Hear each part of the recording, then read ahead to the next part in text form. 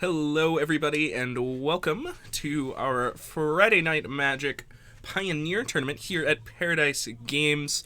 Tonight, we'll be playing 4 rounds of Pioneer for you, and in the booth, I am joined by Brad. Hello. And, for the first time, a third, Jesse. What's up, guys? Hello. All right. So we've got a little bit of mono black aggro versus Bomat red here, and of course we're playing Pioneer, so a little different from our usual standard Friday Night Magic approach. So Pioneer's gone through quite a few changes in recent memory, but let's talk a little bit about these two decks because they've sort of emerged since the bannings as two of the premier decks in the format. So mono black aggro, why don't you go ahead and give us a little bit of your thoughts on this archetype here, Brad? So the great thing about mono black aggro is you're a cheap aggressive deck, but you're not immediately going to fold to wraths because so many of your threats are either vehicles which don't die to wraths or are easy to rebuy from the graveyard. So we're going to start here with Knight of the Ebon Legion. This is a 1/2, but at the beginning of your end step, and if a player lost 4 or more life, it gets bigger. So this starts at 1 mana. It has a 3 mana activated ability that gives a +3/+3, which you rarely activate in my experience, but the threat of it prevents your opponent from blocking because you could just pour in the mana and make your guy eat theirs. We see a lot more activations in Standard than we do in Pioneer here. Higher power format leads to more efficient things to be doing with your mana. Anyways. You see a lot of activations when you're blocking. Yeah. And you need to eat something that's bigger than it. But between Knight of the Ebon Legion, Blood-Soaked Champion, I don't think they played Grim Heroes specs. Yeah, Scrap Heap Scrounger, Smuggler's Copter, and then a bunch of efficient removal between Fatal Push and Murderous Rider. Thoughtseize, yeah. You come out aggressive, and you don't die immediately to the things that you would expect to immediately die to. Yep. Meanwhile, while we've seen kind of a convergence from the mono black decks on the agreed upon sort of best deck and boogeyman in the format in this mono black deck, we continue to see divergent plans from the mono red decks. We've seen a lot of burn type decks. Atarka red is pretty close to a mono red deck, goblins even. So why don't we talk a little bit about this particular version of red, Bomat red? So this list, they say Bomat red, but I would call it wizards. That's a Viashino Pyromancer on the battlefield. That's a 2-mana 2/1 that when it enters the battlefield deals 2 damage to your opponent. That's actually in this deck list instead of Eidolon of the Great Revel. Eidolon is excellent when you're expecting your life total to not matter and your opponent's life total to matter. But one of the concessions for the best deck in the format, being a small aggro deck, is you have to accept that your life total is going to matter more often than not. So Viashino Pyromancer is a wizard, which makes your Wizard's Lightning 1 mana, which Hallie's already played. And then the other thing it has going for it is it gives you the damage now, which is very relevant for spectacling your Light Up the Stage and your Skewer the Critic, which Eidolon of the Great Revel is not particularly good at. Absolutely true. And here is the sort of namesake card in the deck, Bomat Courier. Of course, Bomat Courier not particularly good at attacking through the 1/2 Knight of the Ebon Legion. But with that, let's go ahead and take a quick look at the board state, how things have progressed. Here's a Smuggler's Copter and a third cheap threat for Patrick. Hallie's going to have a really hard time getting through this board of just dumb dudes that block. I mean, we already saw a trade with the Viashino Pyromancer that we mentioned already, and while Patrick is at 13 from a couple nice burn spells on the Viashino Pyromancer, it's still going to be hard for Hallie to eventually progress through. So this Night Market Lookout... Night Market Lookout, correct, it's a 1 mana 2/1 effectively. It's a 1/1, but your opponent loses a life when you tap it. I believe you gain a life as well. And that's going to be a real big deal here with the Smuggler's Copter, because Patrick has the opportunity to crew his Smuggler's Copter twice and get 2 triggers. Yeah, it's very good. This card also excellent at attacking through Arboreal Grazer, which is very relevant in the Bant Field of the Dead matchup. Definitely. That card can stonewall a lot of the aggro decks in the format. Yeah, but speaking of problems here, I kind of ate my own words here as Hazoret the Fervent enters the battlefield for Hallie. This is, without a doubt, going to be the best card in this matchup. It's going to be so hard for Patrick to deal with this card. The mono black deck lacks efficient answers to it, as basically any answers to it, if I dare correct myself. And when it's attacking and blocking, it's going to be tough. I mean, Patrick is kind of forced to race it. He can't just continue to have himself be in the abyss every turn or whatever. And this is the only copy of this card in the 75. Oh boy, there's only one? There's only one. It's the only spell in the deck that costs more than 2 mana always. There's some 3 mana spells that are often 1 mana spells. The sideboard includes 2 more lands and the opportunity to go bigger, but they go bigger with Chandra, Torch of Defiance, and Glorybringer, not more Hazarets. Interesting. So, well, Hallie definitely drawing the right half of her deck in this game, it appears. Good mix of lands, good amount of spells, and Hazaret to top it off might mean that Patrick's in a tough spot in this first game, but he does have a reasonable plan to try and get through. It looks like he's going to crew Smuggler's Copter. Of course, Hallie, no good blocks for the flyer. He'll draw a card, then discard a card. It looks like Scrap Heap Scrounger's going to go. That's a nice piece of value right there. And that's some of the plan that we get to see already in motion against some of the decks that are trying to play control against this mono black aggro deck. You know, crew my copter, attack, discard Scrap Heap Scrounger. Like, right there, we're just doing it, you know? We talked about this Knight of the Ebon Legion, how it's making these 1/1s look silly. Yes. Well, for one, Soulscar Mage actually 1/2, so it does have the ability to bash and not just get eaten. But the amount of pressure that Hallie's been putting on Patrick means this Knight of the Ebon Legion has not turned sideways yet. Not a single time, I don't think. That's when your opponent plays turn 1 Knight of the Ebon Legion and then doesn't attack or block with it for several turns, you're feeling pretty good. Yeah, usually a bad sign for you. So we'll see what Hallie wants to do on her turn. She'll untap, take a draw, Soulscar Mage off the top. I believe Mountain is the other card in hand for her. And so now we have a nice, go ahead, cast our Soulscar Mage and then just discard our Mountain to Hazaret to deal 2 damage. That's kind of where I'm leaning here. Of course, the Mountain does allow us to activate the Ramanap Ruins as well in a later turn, so it looks like Hallie just elects to get that one out there. Can't say I hate that choice. Yeah, I think I marginally prefer that over throwing the Mountain, because the mana's going to be useful at some point in this game to do the Ramanap Ruins, and you don't know exactly what you're going to do next turn. If you end up hitting with a Hazaret and then drawing into a light up the stage, you might want all 5 lands. Totally reasonable. Does that Knight of the Ebon Legion have a counter on it? It does.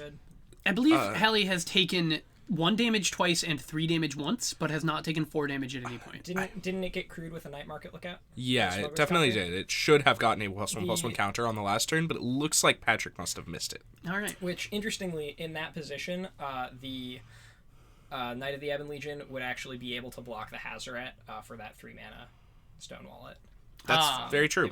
It would grow bigger than the 5 power. Yeah, that would be pretty relevant, but here we see Patrick's going to find another chance to see if he gets his trigger. Here's Crew with the Night Market Lookout, attack with Smuggler's Copter, draw a card. We'll see what he wants to discard. Castle Lockthwain and Murderous Rider, the 2 in hand. So I think Patrick will likely elect to keep the spell here, as in fact he does. Murderous Rider, the only one left. His life total definitely under some duress here, however. So the 2 damage that he'll take from the Swift End, something to consider. He's also got that Murderous Rider in exile that he can play if he decides to bring that one back from its adventure.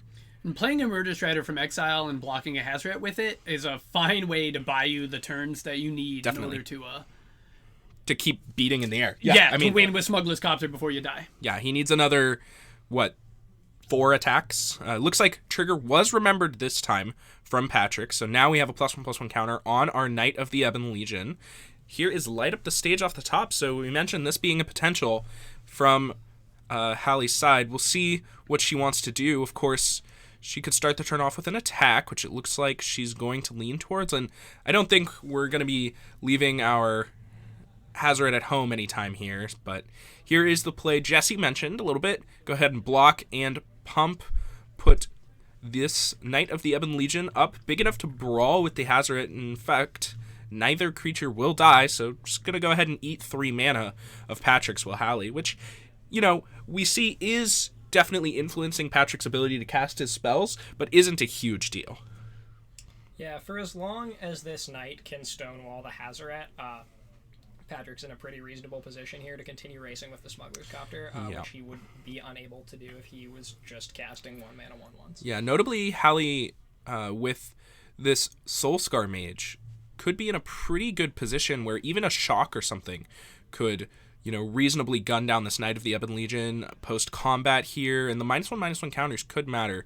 Here is Mountain and another Light Up the Stage, I believe, the reveals. Oh, it's a Gitu Lava Runner, excuse me. So I would expect that Lava Runner to just come down and might as well play the Mountain as well, right? I suppose hitting this Mountain off the light of the stage punishes you for having played the Mountain on the previous turn. Definitely. You would have had to play your spells pre-combat, otherwise your Hazoret couldn't have attacked. But I guess you probably could have shocked and then light up the stage and had 1 more mana available and done 2 more damage this turn.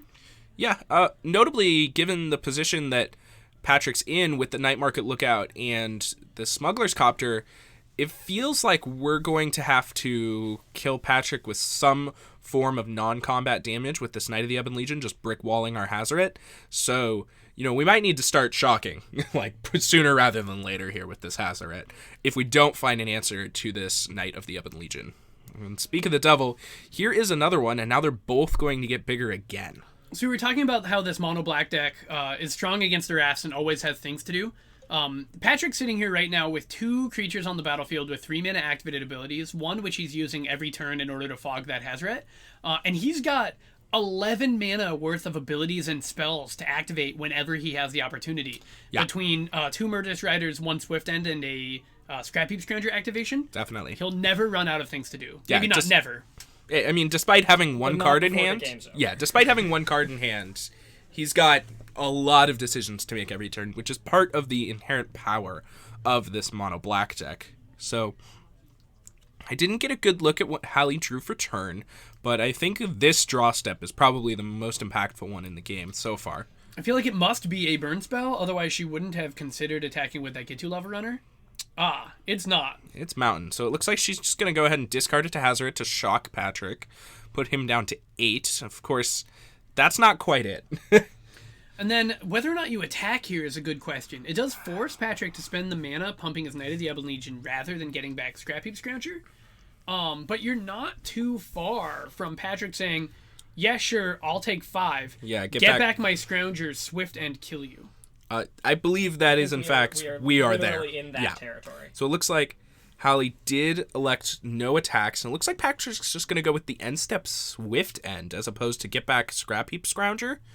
And I don't think that he has... he should still have lethal, because he... with this Mutavault? Well, let's see. He can crew his Smuggler's Copter. That'll be 4, putting Hallie down to 3, and then attack with both Knights. And looks like she can block. So that's no good. Even if the Mutavault got in then, that puts her to 1. Puts her to 1, yeah. That's no good. Another 3/2 would look real good on this board. Yeah, another 3/2 would certainly be lethal, but in this current state, we don't have it. So it looks like we're probably just going to have to take it slow for another turn. Go ahead and crew our Copter, attack for 3 in the air, and then probably just cast a Murderous Rider. I think that's the least likely way for us to die on the next turn. It's real hard for us to die with that Murderous Rider. Yeah. Hallie could Wizard's Lightning plus Ramonap Ruins, but that's 5. Yeah, it's almost got to start with Light Up the Stage, right? Like, 1 card isn't going to do it. But you're not going to have the mana to go off with Light Up the Stage. Yeah. I agree. Sure. Yep. Maybe we find some way to kill a Smuggler's Copter? Some sort of Light Up the Stage into, double Wizard's Lightning. But we don't have a wizard, so... We do. Soulscar Mage is a wizard. Oh, it is a wizard. Yeah, so Get 2 Lava Runner, Soulscar Mage, and Viashino Pyromancer are wizards. And this deck actually doesn't play Monastery Swiftspear. Oh, really? Because it wants that 12 wizards. Yeah, alright. Well, so... We'll see. Looks like Patrick just elected to go with his normal, slow and steady plan, skewer the critics off the top. Oh, I'm being told that they do play Swiftspear. That makes sense to me. That means you're on 16 1-mana creatures. I buy that. Maybe we haven't seen them. I agree. I agree. You haven't seen them, but they do really help trigger that spectacle for Skewer the Critics, Light Up the Stage. And Monastery Swiftspear is just so good. I mean, I would find it hard to believe that we're cutting Monastery Swiftspear from really any mono red deck. Like, I talked about the diversity in these mono red decks, but kind of the only thing they have in common is that they all start with 4 Monastery Swiftspear. So, regardless, that'll be Patrick taking down the first game. Let's take a look at these sideboards here. Hallie over on Bomat Red, she's got 2 Smash to Smithereens, 4 Searing Blood, 2 Goblin Chain Whirler, 2 Chandra Torch of Defiance, 3 Glorybringer, and 2 Scavenger Ground. So it sounds good here. The Searing Bloods and the Chain Whirler absolutely sound good here. The Chain Whirler cleans up all the 1 mana 2/1s. It doesn't kill the 1/2, unfortunately. And blocks it pretty good, though. It does block it pretty good. And I was about to name another 2 mana thing that it's relevant, but maybe I'm just wrong. There's no Glint-Sleeve Siphoner, so it probably only kills about 10 things in the black deck. Only. Right, which is quite good. Yeah, excellent. It's also a 3/3 first striker that blocks really well. Regardless, are you thinking about going bigger, getting these Glorybringers in there, Chandras potentially? You think about going bigger in every matchup. And you always have to decide, is this the time, is now when I pull the trigger? And I think that here you do not. I think that if you try to get real big, your opponent's going to pressure you too quickly. I think Bomat Courier is the only card in my main board that I'm unhappy with, that I want to remove. So that's where the Searing Bloods come in real easily. And then you have to find room for your Goblin Chain Whirlers, but I'm not interested in cutting 16 burn spells, or what's it, 9, 11 burn spells to make room for Chain Whirlers, Torch of Defiance, Glorybringers, and Scavenger Grounds? So I think I'm in a position where I do quite like Glorybringer. It brawls in the air, which we don't have a plan to do to deal with Smuggler's Copter. I think it does that better than like Smash to Smithereens would. And also it takes out problematic permanents on the ground. And I think that the black deck has just a little bit too much lifelink and ways to fight a mono-red strategy, especially going into a post-board game, that I think we're probably going to have to get bigger. I mentioned Hazard being good and that, but I think that Chandra probably can stay where she is, but I do think I quite like the Glorybringers. If you're bringing in the Glorybringer, presumably you're bringing in the Scavenger Grounds. I think that's land number 22 and 23. I like a single Scavenger Grounds here, or the 2. They actually have relevant text in the matchup, as well as being additional lands to cast your spells. So I think that plan is entirely defensible. Right. And then you have to ask, you saw Smuggler's Copter and the 3/2... Scrapheap Scrounger. Do you play Smash to Smithereens at Searing Blood number 5 and 6? I'd probably leave that one on the board, I think. Like I said, I think I just like the other plans a little too much, and you touched on my main deck cards being too good, so I don't think I'm willing to start bringing in some conditional removal over my good main deck cards and better sideboard cards, I think. Though I think if I had to present a 70-card deck for Game 2, they would be included. Sure. But, here we are. The classic, regardless. If I had to present a 70-card deck for Game 2. I do think they're good. I just think they're not going to make the cut. Regardless, let's take a look at Patrick's deck. We've got 2 Blight Beetles, 4 Duress, 1 Disfigure, 1 Kalitas, Trader of Get, 3 Legions End, and 3 Noxious Grasp. The Kalitas is the slam pick. Obvious. You get that in your deck immediately. The Disfigure kills all of Hallie's 1-drops, which there may have been up to 16 of, in addition to the Viashino Pyromancers. So it's very likely that there's a removal spell that we can upgrade into a Disfigure, although I don't actually think that deck is playing Cast Downs. So the question is if you want to cut a Murderous Rider for it, which I don't hate, but it's also a life gain spell. Generally, I think that Murderous Rider is pretty medium in this matchup, especially if you're not aware that your opponent is boarding into 5-drops, like Glorybringer. Since it costs you the life and 3 mana to usually kill a 1 or 2 mana creature that's only representing 2 or 3 points of damage a turn, generally I think you can pretty safely take those out for cards like Disfigure and Legion's End. But if you had a 3 mana 2/3 lifelink in your sideboard, would you consider bringing it in this matchup? Yes, but I would never put a 3 mana 2/3 lifelink in my sideboard.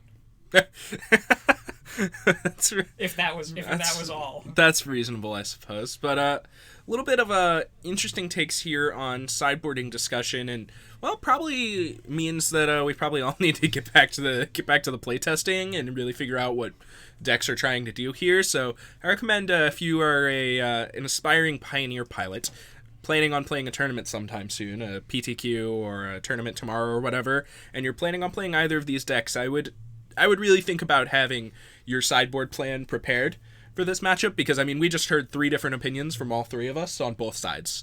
So I've got another thing to bring up that's pretty interesting. We're going to go both ways on this. The role of Duress in this matchup. If I'm a control deck, I'm definitely bringing in Duress because it's going to gain me 3 life. Now, the mono black aggro deck as it stands right now has so many relevant life gain options that the duress might just be insufficient.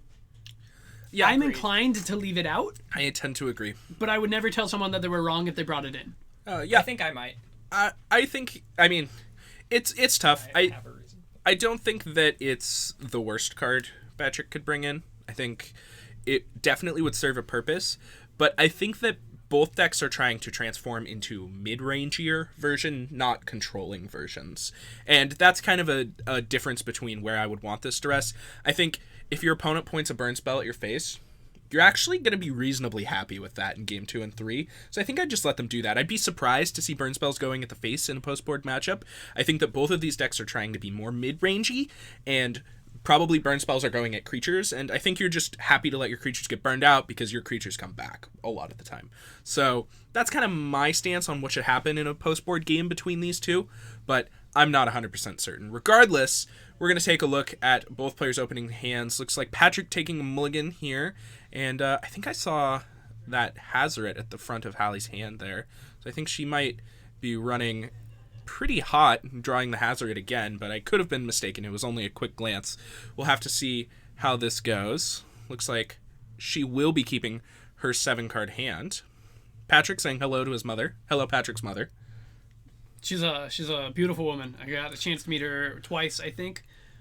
I don't think I've ever met Patrick's mother. Despite, I believe I've been at his house a couple times, but I've never met the woman. She sounds lovely, though. Yeah, and you get to hear her through the Discord quite a bit when you're playing video games with him. Oh, that sounds excellent. This is true. Yeah. Alrighty, so let's take a look at Patrick's 6-card hand. Of course, he will be on the draw for this game after winning game number 1. Looks like a little lacking on the land department, but looks like Patrick's going to go ahead and keep it. I think Rankle going to the bottom of that deck there. Notably, Thoughtseize still in Patrick's deck. What do you guys think about that? I like it a good deal less than I like Duress. And we mentioned leaving that one out. You feel real smart if you cast it and you hit a Glorybringer, but I don't think Glorybringer is in Hallie's deck right now.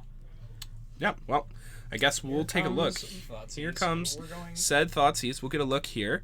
I see... I think that's just Lightning Strike? That's Lightning Strike, Mountain, Shock. That's Lightning Strike, Shock, Ramanap Double Ruins, Chain Double Chain Whirler. And I did mistake that Hazoret for a Chain Whirler. I must, if you'll forgive me. Well, good. We got Thoughtseize on turn 1, so we want that Hazoret safely 3 cards down from the top of our library. Exactly where we need it. The Wizard's Lightning off the top. So we're going to have to play our Ramanap Ruins for turn. No big deal. We can afford to take a damage if we need to. But Lightning Strike, of course, not going to force us to take a damage. A little bit of main phase Lightning Strike action going on here.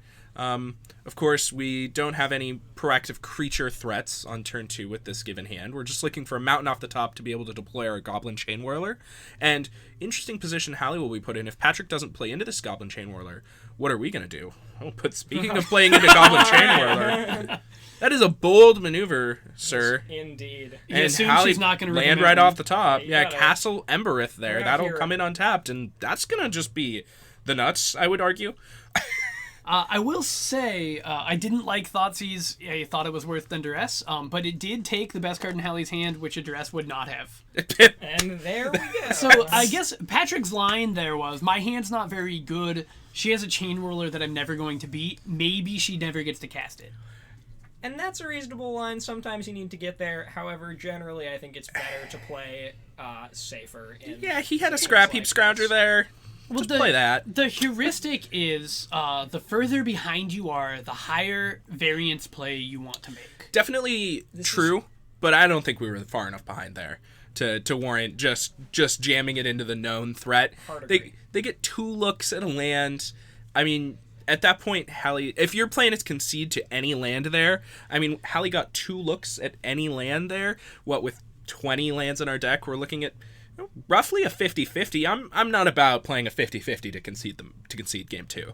And it's not like that situation gets better if she just draws a land 2 turns later. Yeah, and notably, I was about to argue that Hallie should just cast Goblin Chain Whirler on her turn 3 if Patrick just, like, cast a Scrap Heap Scrounger or something. So, like...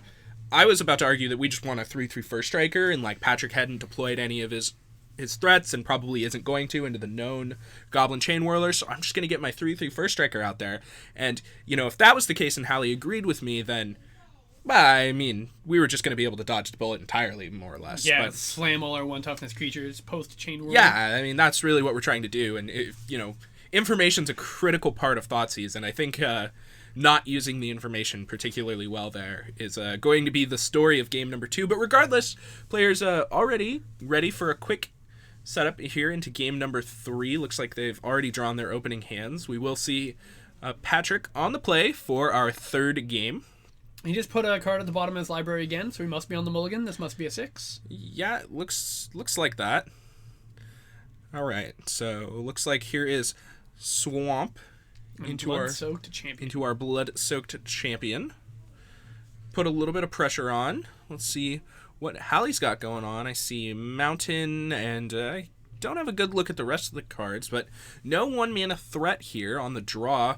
That definitely screams to me like Hallie is definitely going to be in a more controlling position in this game on the draw against a blood-soaked champion on turn 1. We're probably going to have to try and slow the game down and get to some bigger cards to try and win the matchup, especially against this very aggressive start out of Patrick's deck. So let's see what's going on here now for Hallie. I believe she drew Gitu Lava Runner right on time. Turn number 2 there. Here is the second mountain. We'll see what she elects to do. Here is Searing Blood. It's a nice, clean 2-for-1. Yeah, feels real good. Notably, it's a little less of a 2-for-1, with the Blood-Soaked Champion having that raid text to be able to get it back. But he is going to have to attack, and, well, he's going to be able to, and he's just going to be able to get that Blood-Soaked Champion right back. Yeah, so one of the 2 is your Blood-Soaked Champion that you can return to your hand, and the other one of the 2 was a burn spell directly to your opponent's face. Yeah. But in the world of Fire Math, we take those. Yeah, I suppose. So we'll see what Patrick wants to do. I believe Patrick already played. Patrick played an extra land. Yeah, Patrick played an extra land that turn for sure. Yeah. Neither player's missed a land drop, so he definitely cannot play that second land. Notably, did not raid because he thought he was going to be leaving up that Murderous Strider activation. So now he's just missed the ability to raid his Blood-Soaked Champion, so that's just going to be staying in the graveyard. That's kind of a costly mistake, actually. You'd really want to see that Blood-Soaked Champion back on the field. I think what we're going to see here is a Lava Runner into a burn spell into an attack for 2. That seems excellent. I mean, if that's where... another Searing Blood? Oh, boy. That's so good. So, now, Patrick doesn't have a Blood-Soaked Champion back. He doesn't have a creature to crew his Smuggler's Copter. Oh, no attack. Interesting. He doesn't have another creature to crew his Smuggler's Copter currently, so we'll see. Oh, he just draws one off the top, so that's a nice draw. The Night Market Lookout, of course, is the best at crewing Smuggler's Copter in the business. Yes. So, gaining a life while you do it is very relevant here. yeah, other than maybe that nice Dark Confidant ripoff that I can't remember the name of. But Sleep Siphoner? No. The one that when it untaps. Painseer. The one that when it untaps it does the Dark Confidant thing. That one's good. I own a playset of promos of? That one's good at crewing Smuggler's Copter. But Night Market Lookout at least holding the silver medal. Do we have Magma Sprays in our Mono Red 75? I don't believe we do. Doesn't seem likely. I think we should. I don't. I think there should be lava coils. Oh, that's reasonable. That's entirely reasonable. But those are not here. Yeah, yes. I think we got none of that. And Scavenger Grounds. Yeah, we got none of that. So here is attack 4/2, Lightning Strike upstairs from Hallie. Notably, another turn where Patrick did not elect to raid his Blood-Soaked Champion, and it looks like he just went ahead and took 2 from the Gitu Lava Runner. No, it looks like we're taking 2 from the Gitu Lava Runner, but by casting our Murderous no, that was definitely a post-combat Swift End, because Hallie cast a Skewer the Critics post-combat, I believe. No, she casted Skewer the Critics pre-combat. Oh, it was pre-combat? Got it. Cast Lightning Strike targeting face. This makes sense. All right, so... So Patrick's going up to 6. We see a Shock in Hallie's hand. Indeed. Notably still not killing this Night Market Lookout. I really want to get rid of that Night Market Lookout. It's the only thing that's crewing Smuggler's Copter, and my opponent's just going to be able to get so much value, gain 1 life a turn, also attack me for 3, and potentially get back his Blood-Soaked Champion every turn. I mean, this turn we can see Patrick go Blood-Soaked Champion, Scrap Heap Scrounger back from the graveyard. That's insane amount of value that he's gotten just by being able to crew. But it looks like he's just going to elect to cast both of his creatures that he has the ability to, leave his cards in the graveyard for when he has nothing else to do. But Hallie might just end the game here now without the use of another combat step. Double burn spell. In which case, having pointed a 3 damage burn spell at the Night Market Lookout would not have looked good. Indeed. So we'll have to see if she has it. Here is Lightning Strike, Shock, and Skewer the Critics, and that will do it. So Hallie will take the match 2-1. That was a pretty interesting match there we saw.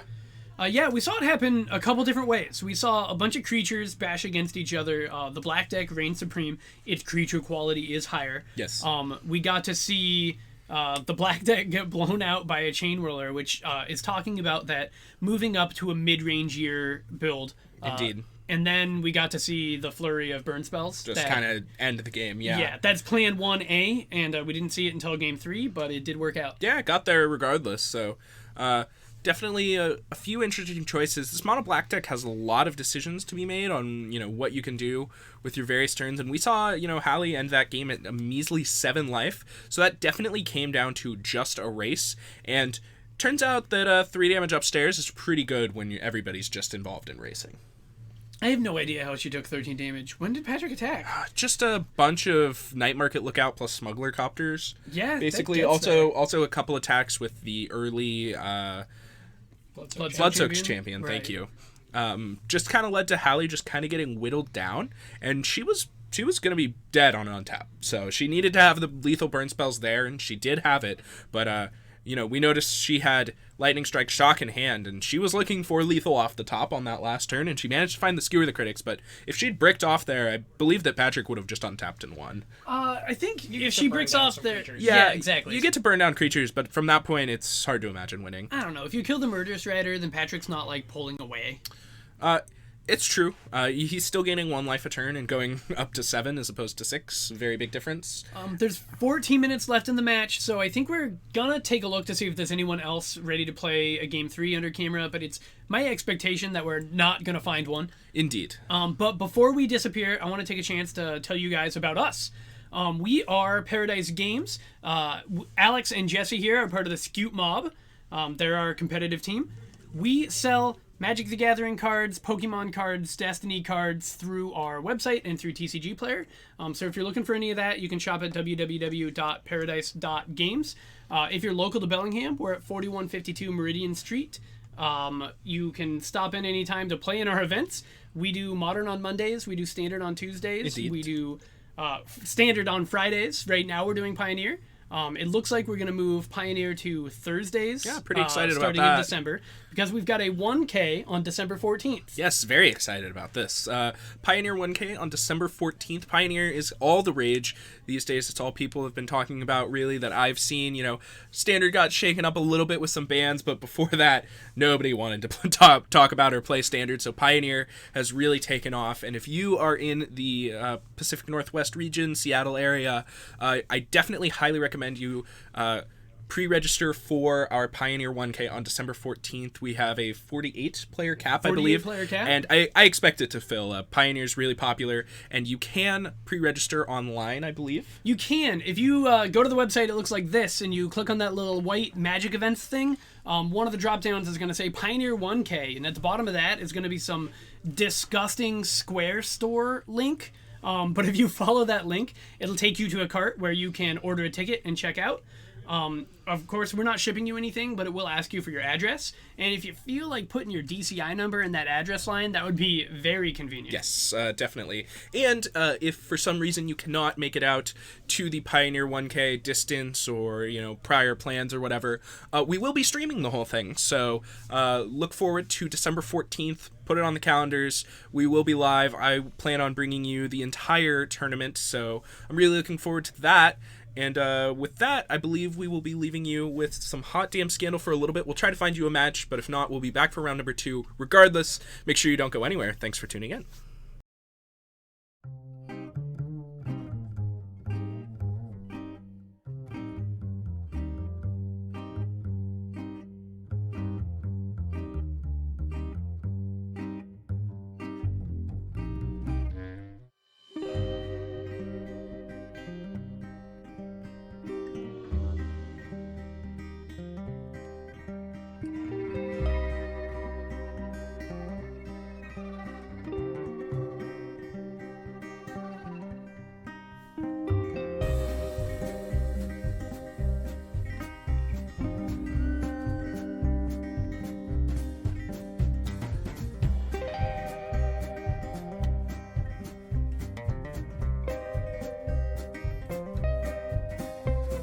The bottom fell out of the clouds today, and the rain came down like a mirror. One big sheet and it shattered on the ground. Now it's 7 years of bad luck all over this town. It's collection time on all of your debts, and you can't get by just talking. Your smile don't work, and your car don't start, and your doors ain't keeping you alone. No, not even if you lock them. No, not even if you lock them. When you're tapped into that bit of vein, just about anything feels good.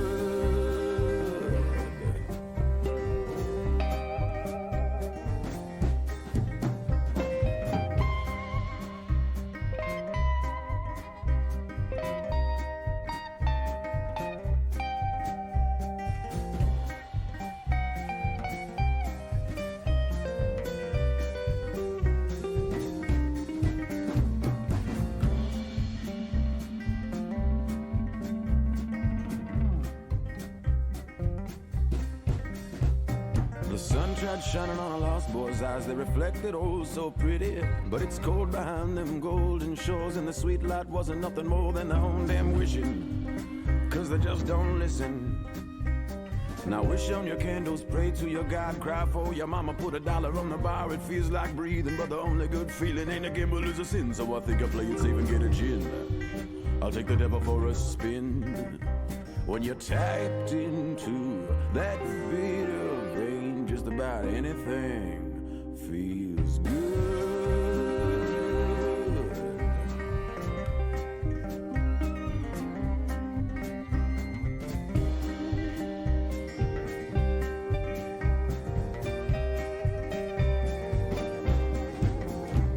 For some the morning brings another day, but all it does for me is shine an ugly light around in the room that I've been hiding in. Now I take the easy way, yeah, that gets harder every day. But I ain't here to fix myself, I'm just trying to blind these eyes from hell.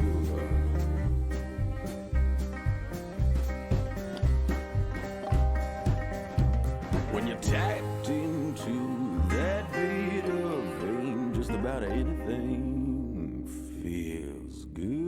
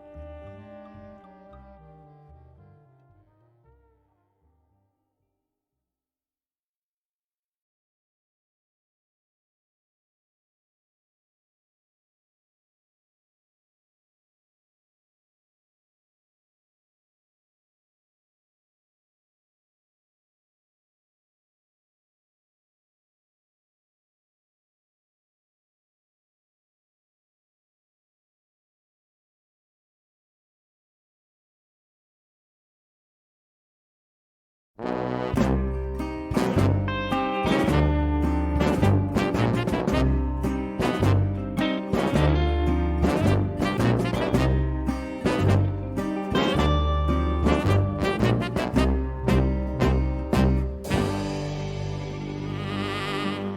like to swim at the bottom of the barrel. I like to sleep in hidey holes and barroom stalls. I like to hear the piano playing in the bloody little dawn. Hello, welcome back to round number 2 here. We had a nice early end to the last round, so we're back early here for our second round. We've got Greg on Mono White Humans on the draw here against a blistering start from Nick's Atarka Red deck. We see Mountain Monastery Swiftspear... Jeez. Oh boy. What is that? That's a reader. I don't know what that card is. Oh, that's Seasons. Oh, man, that's a 2-mana enchantment that says, scry 1, draw a card whenever you target a creature you control with a spell. Good old Oh, sick. Tech. Season of Growth. Whew. That is something, alright. Whenever a creature enters the battlefield under your control, scry 1. Whenever you cast a spell that targets a creature you control, draw a card. And let's not forget our prowess trigger. Right. The most important part of the text on that card for now. So we've got a little bit we're seeing some nice magic as Marrow intended, I would say, right now. We got monocolored decks, we got mono red, mono black, mono white, and then like red with a little splash of aggro from our green pump spells. I mean, this is the pinnacle of magic. How do we think this matchup's gonna go? I think that, Go ahead. I think that the Atarka Red deck is going to walk all over this Humans deck. So the reason that I say this is because most of Greg's interaction is in the form of X1s and X2s, like Banisher Priest, whereas Nick has access to burn spells to kill them to get his creatures back, and he also has ways to just go bigger than all of Greg's creatures with cards like Invigorated Rampage and Become Immense and all of his prowess creatures. Alright, so I think if we're going to see a successful plan here from Greg, it's going to involve quite a few copies of cards like Banisher Priest, and potentially some sideboard haymakers. Brave the Elements. Brave the Elements, notably great. And if he's able to piece together a lot of that interaction, then I think we could end up seeing Nick in a position where he's out of creatures and just has pump spells. That's the most common lose condition for these Atarka Red decks I've found, especially ones that are trying to go so heavily on the pump spells. If you can get rid of every creature that the Atarka Red decks have, it feels a lot like Infect, where they just end up drawing pump spell, like just complete air over and over and over again, and they have no way to really get through and kill you. But unfortunately, Mono White doesn't have a great way of dealing with everything. I mean, we see this Banisher Priest here, also a Renown going on our Council's Lieutenant now, so definitely Greg executing his plan to a certain extent, but it feels like even so, it's going to be difficult for Greg to be able to race this, especially with that Atarka's command off the top from Nick. I'm expecting a lot of situations where Nick attacks with a creature, Greg blocks with a slightly larger creature, and then Nick uses a pump spell to cause him to win combat. Yeah. Those situations aren't awful for Greg, largely because he gets to trade his creature for the pump spell, which is still 1 card for 1 card. The downside is going to be when Nick's pump spell also gets trample. Yeah, and here we see pump spells going off. So, we've got Atarka's command, 3 damage to Greg, and +1/+1 to both creatures. And then I assume this is going to be Invigorated Rampage, +2/+1 and trample to both creatures, drawing 2 cards? I think that's 10 damage. If I'm correct? By my count. Yeah. So each creature is attacking for 4. The Atarka's command did 3. The Invigorated Rampage Is an did additional 4. Yeah. So that's 11. That's a lot. Yeah, and Nick drew 1 card. Am I correct? If Nick had targeted both creatures, would he have drawn 2? I would need to. reread it, Season of right? Growth again. Yeah. I have to imagine that's true. I would imagine so, but it looks like Nick only drew the 1, so you'd have to imagine it was just +4, +0, and trample to a single creature. Regardless, not the end of the world. Drawing 1 card, still great. I'll become immense right on here. Actually, we're Is not. Chop Down an instant? Chop Down is an instant. Wonderful. Oh, And Greg has is showing Chop up Down. 3 mana. Well, does he? Oh yeah, it sure looks like it. I think he does, and a Thalia's Lieutenant as well. So he's probably going to make some blocks and bait Nick into using these pump spells here. Now, of course, it's not going to be that bad for Nick because he does still have that Season of Growth, and that is a cast trigger. So as soon as he casts a spell targeting it, regardless of the Monastery Swift Spear dying or not, he is going to be able to draw the card. And of course, I expect the Become Immense will resolve here first so that Greg can chop it down. Now, Nick is... Go? I don't think we had Become Immense. Do we have Become Immense now? I think we do if we shock, right? Well, there's 2 4 cards in the lands and graveyard? 2 cards in the graveyard. And we have a land in hand? Do we have a land in hand? Yeah, I believe our There's land... 4 Stomping lands Ground? on the battlefield, so that doesn't matter. Yeah, but regardless, I believe we have a Stomping Ground in hand. Oh, we do. Okay, sure. Yeah. Looks like Nick just kind of had his... Lifted out? Yeah, I mean, also, notably, Greg has the quote-unquote obvious block with Kythian and then give it indestructible or whatever, but of course, with the trample, that's still lethal. So, Become definitely Immense doesn't curious. provide trample. Oh, duh. Yeah. Duh. The other thing is, Nick had 2 creatures to attack with. Greg's at 1 life. So if Nick attacks with both, Greg blocks them both. He Become Immense is the guy blocking the guy blocked by the Consul's Lieutenant, and then the other combat eats the Banisher Priest, getting him his Dreadhorde Arcanist back. Yeah, well, presumably Nick would not, or Greg would not block with his Banisher Priest. He has 2 other blocks available to him with a Kythian and the Consul's Lieutenant. So, why did I think something was tapped? I must be mistaken. Yeah, I do not believe that Greg had made any attacks. I believe Greg now giving the backside of Kythian a read. Gideon the Battle Forged, I think, something like that. That sounds fine. That is... It's a reader. Everybody has read that card probably 7 times, and every time, at least 20. everybody reads it. You Every can, time. You can make him a 4/4. Yeah. You can untap a creature you control and make that creature indestructible. And you can make target creature attack Gideon next turn if able. Yes, those are the modes. Greg's new plan is Wide. let's get as much power and toughness on the battlefield as we can. I think I agree with this. I mean, we saw Greg hold up his chop down for a turn, be like, all right, if you've got it, you're going to go for it, and I'm going to chop it down. And then, Nick just didn't have it, didn't go for it. He has to Become Immense, which, of course, does not actually kill Greg. So now he's just like, all right, well, if you can't kill me, then I'm going to start applying some pressure here. With the Consul's Lieutenant plus the Thalia's Lieutenant, he's got a lot of pressure to begin attacking Nick and looking to kind of end the game in his favor. Of course, he's at 1 life. He can't really play this game forever. But he can if Nick keeps drawing Stomping Ground. I suppose that's true. Yeah. Nick doesn't play that much actual burn. Very true. It's like a Tarkus command and that's it, right? I think there's shocks or something. I remember playing against him last week and having burn spells cast against me that were not a Tarkus command. I don't think there's many, but it's almost certainly that there's some. But I don't believe that... there's definitely Wild Slashes. Yeah. Oh, there are Wild Slashes, I agree. But I think that's the only one. I don't think there are any Lightning Strikes or anything like that. So now we're going to see Greg go ahead and get aggressive with his creatures. Here's the attack with these 3 creatures. Going to try and flip our Kythian here. Seems pretty reasonable. So the Consul's Lieutenant's getting in for 4. 4. The Kythian is getting in for 4. And the Thalia's Lieutenant for 2. Of course, the +1/+1 from the Consul's Lieutenant going off because it is renowned. What do you think Nick's supposed to do here? I mean, just no blocks, take it? They're not being... The Banisher Priest not coming in is real unfortunate here. Yeah. Otherwise, we'd obviously try and be blocking that, but it feels like that's kind of all we can do. So go to end step here. We'll have our Gideon flip, and I expect to just see our Consul's Lieutenant get untapped and get indestructible here. Having a nice first striking indestructible blocker behind seems quite good to me. There being an Invigorated Rampage in Nick's deck makes that feel less good. I like the idea of making one creature attack Gideon. He's Gideon now, and tapping down the other creature with our with our Giant Killer. Giant Killer, yeah. That seems pretty reasonable to me as well.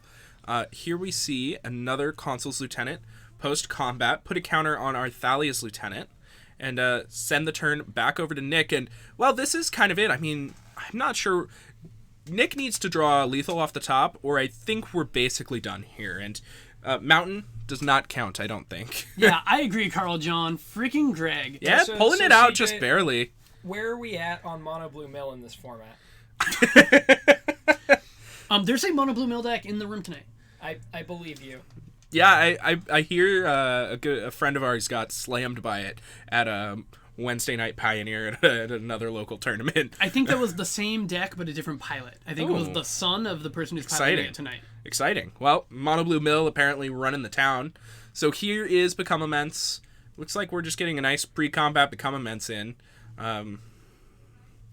Greg's just going to say okay. Oh, we get to draw a card. Indeed. Oh, Wild Slash! Oh, no. No, but he hasn't declared attacks yet. No, he hasn't. So that means we can just tap... Wild Slash Wild Slash kills you. Slash Yeah, face. just kill you. Yeah, whatever. It's just the end of the game. So, Whoops. just right off the top. So, Greg definitely was in the commanding position there, but we mentioned Nick having a couple outs in his deck, manages to find that Wild Slash for lethal. And with that, Nick will take game number 1. Let's see the sideboards for these two players. We've got, over on Nick's side, 2 Infuriate, 2 Abrade, 1 Invigorated Rampage, 3 Tormod's Crypt, 2 Rending Volley, 1 Teamer Battle Rage, 1 Sphinx's Insight, 1 Clear the Mind, and 1 Shimmer of Possibility. Excuse me, what's going on here? So last week, Nick went 3-1 with a 6-card sideboard. So I think he's just running it back. He just added some Sphinxes inside, a Clear the Mind, Shimmer of Possibility. Obviously, these are cards that Nick can't cast. Right, but these are all the tasks that he went through in order to create his deck list. Got it. All right. Well, what do we think's coming in here? The Rending Volley seems like an improvement if you're going to be killing Banisher Priests. Other than that, the Invigorated Rampage is the only thing I like. There's not a whole lot here that I want. And Greg has showed that he doesn't have instant speed interaction, which means that plan A of cast my pump spells on my dudes looks fine. Pretty looks reasonable. Yeah. All right, well, let's take a look at Greg's sideboard. Hopefully he's got a little bit more action than Nick does. Over on Greg's side, we've got 2 Fragmentize, 2 Rest in Peace, 2 Selfless Spirit, 2 Sunscourge Champion, 3 Declaration in Stone, 2 Gideon Blackblade, and 2 Sorceress Spyglass. What sounds good here? Well, the Sunscourge Champion is the only card here that's good. So you're definitely bringing in both of those in. I assume that you're bringing in Declaration in Stones. Seems likely, yeah. Yeah, because if you ever get to nip 2 things, you at least make Nick spend a turn getting those cards back so you find something else to play. Gideon Blackblade is an interesting one because you can give your creatures keywords, and I think Lifelink is one of those is absolutely one of them. Yep. Yeah, It's so also just a 4/4. Yeah, it's very not big. just a 4/4. It's not just a 4/4, but in the world where you're racing, Nick, which is not going to happen terribly often, but it's still an important part of your game plan, it will help close out the game.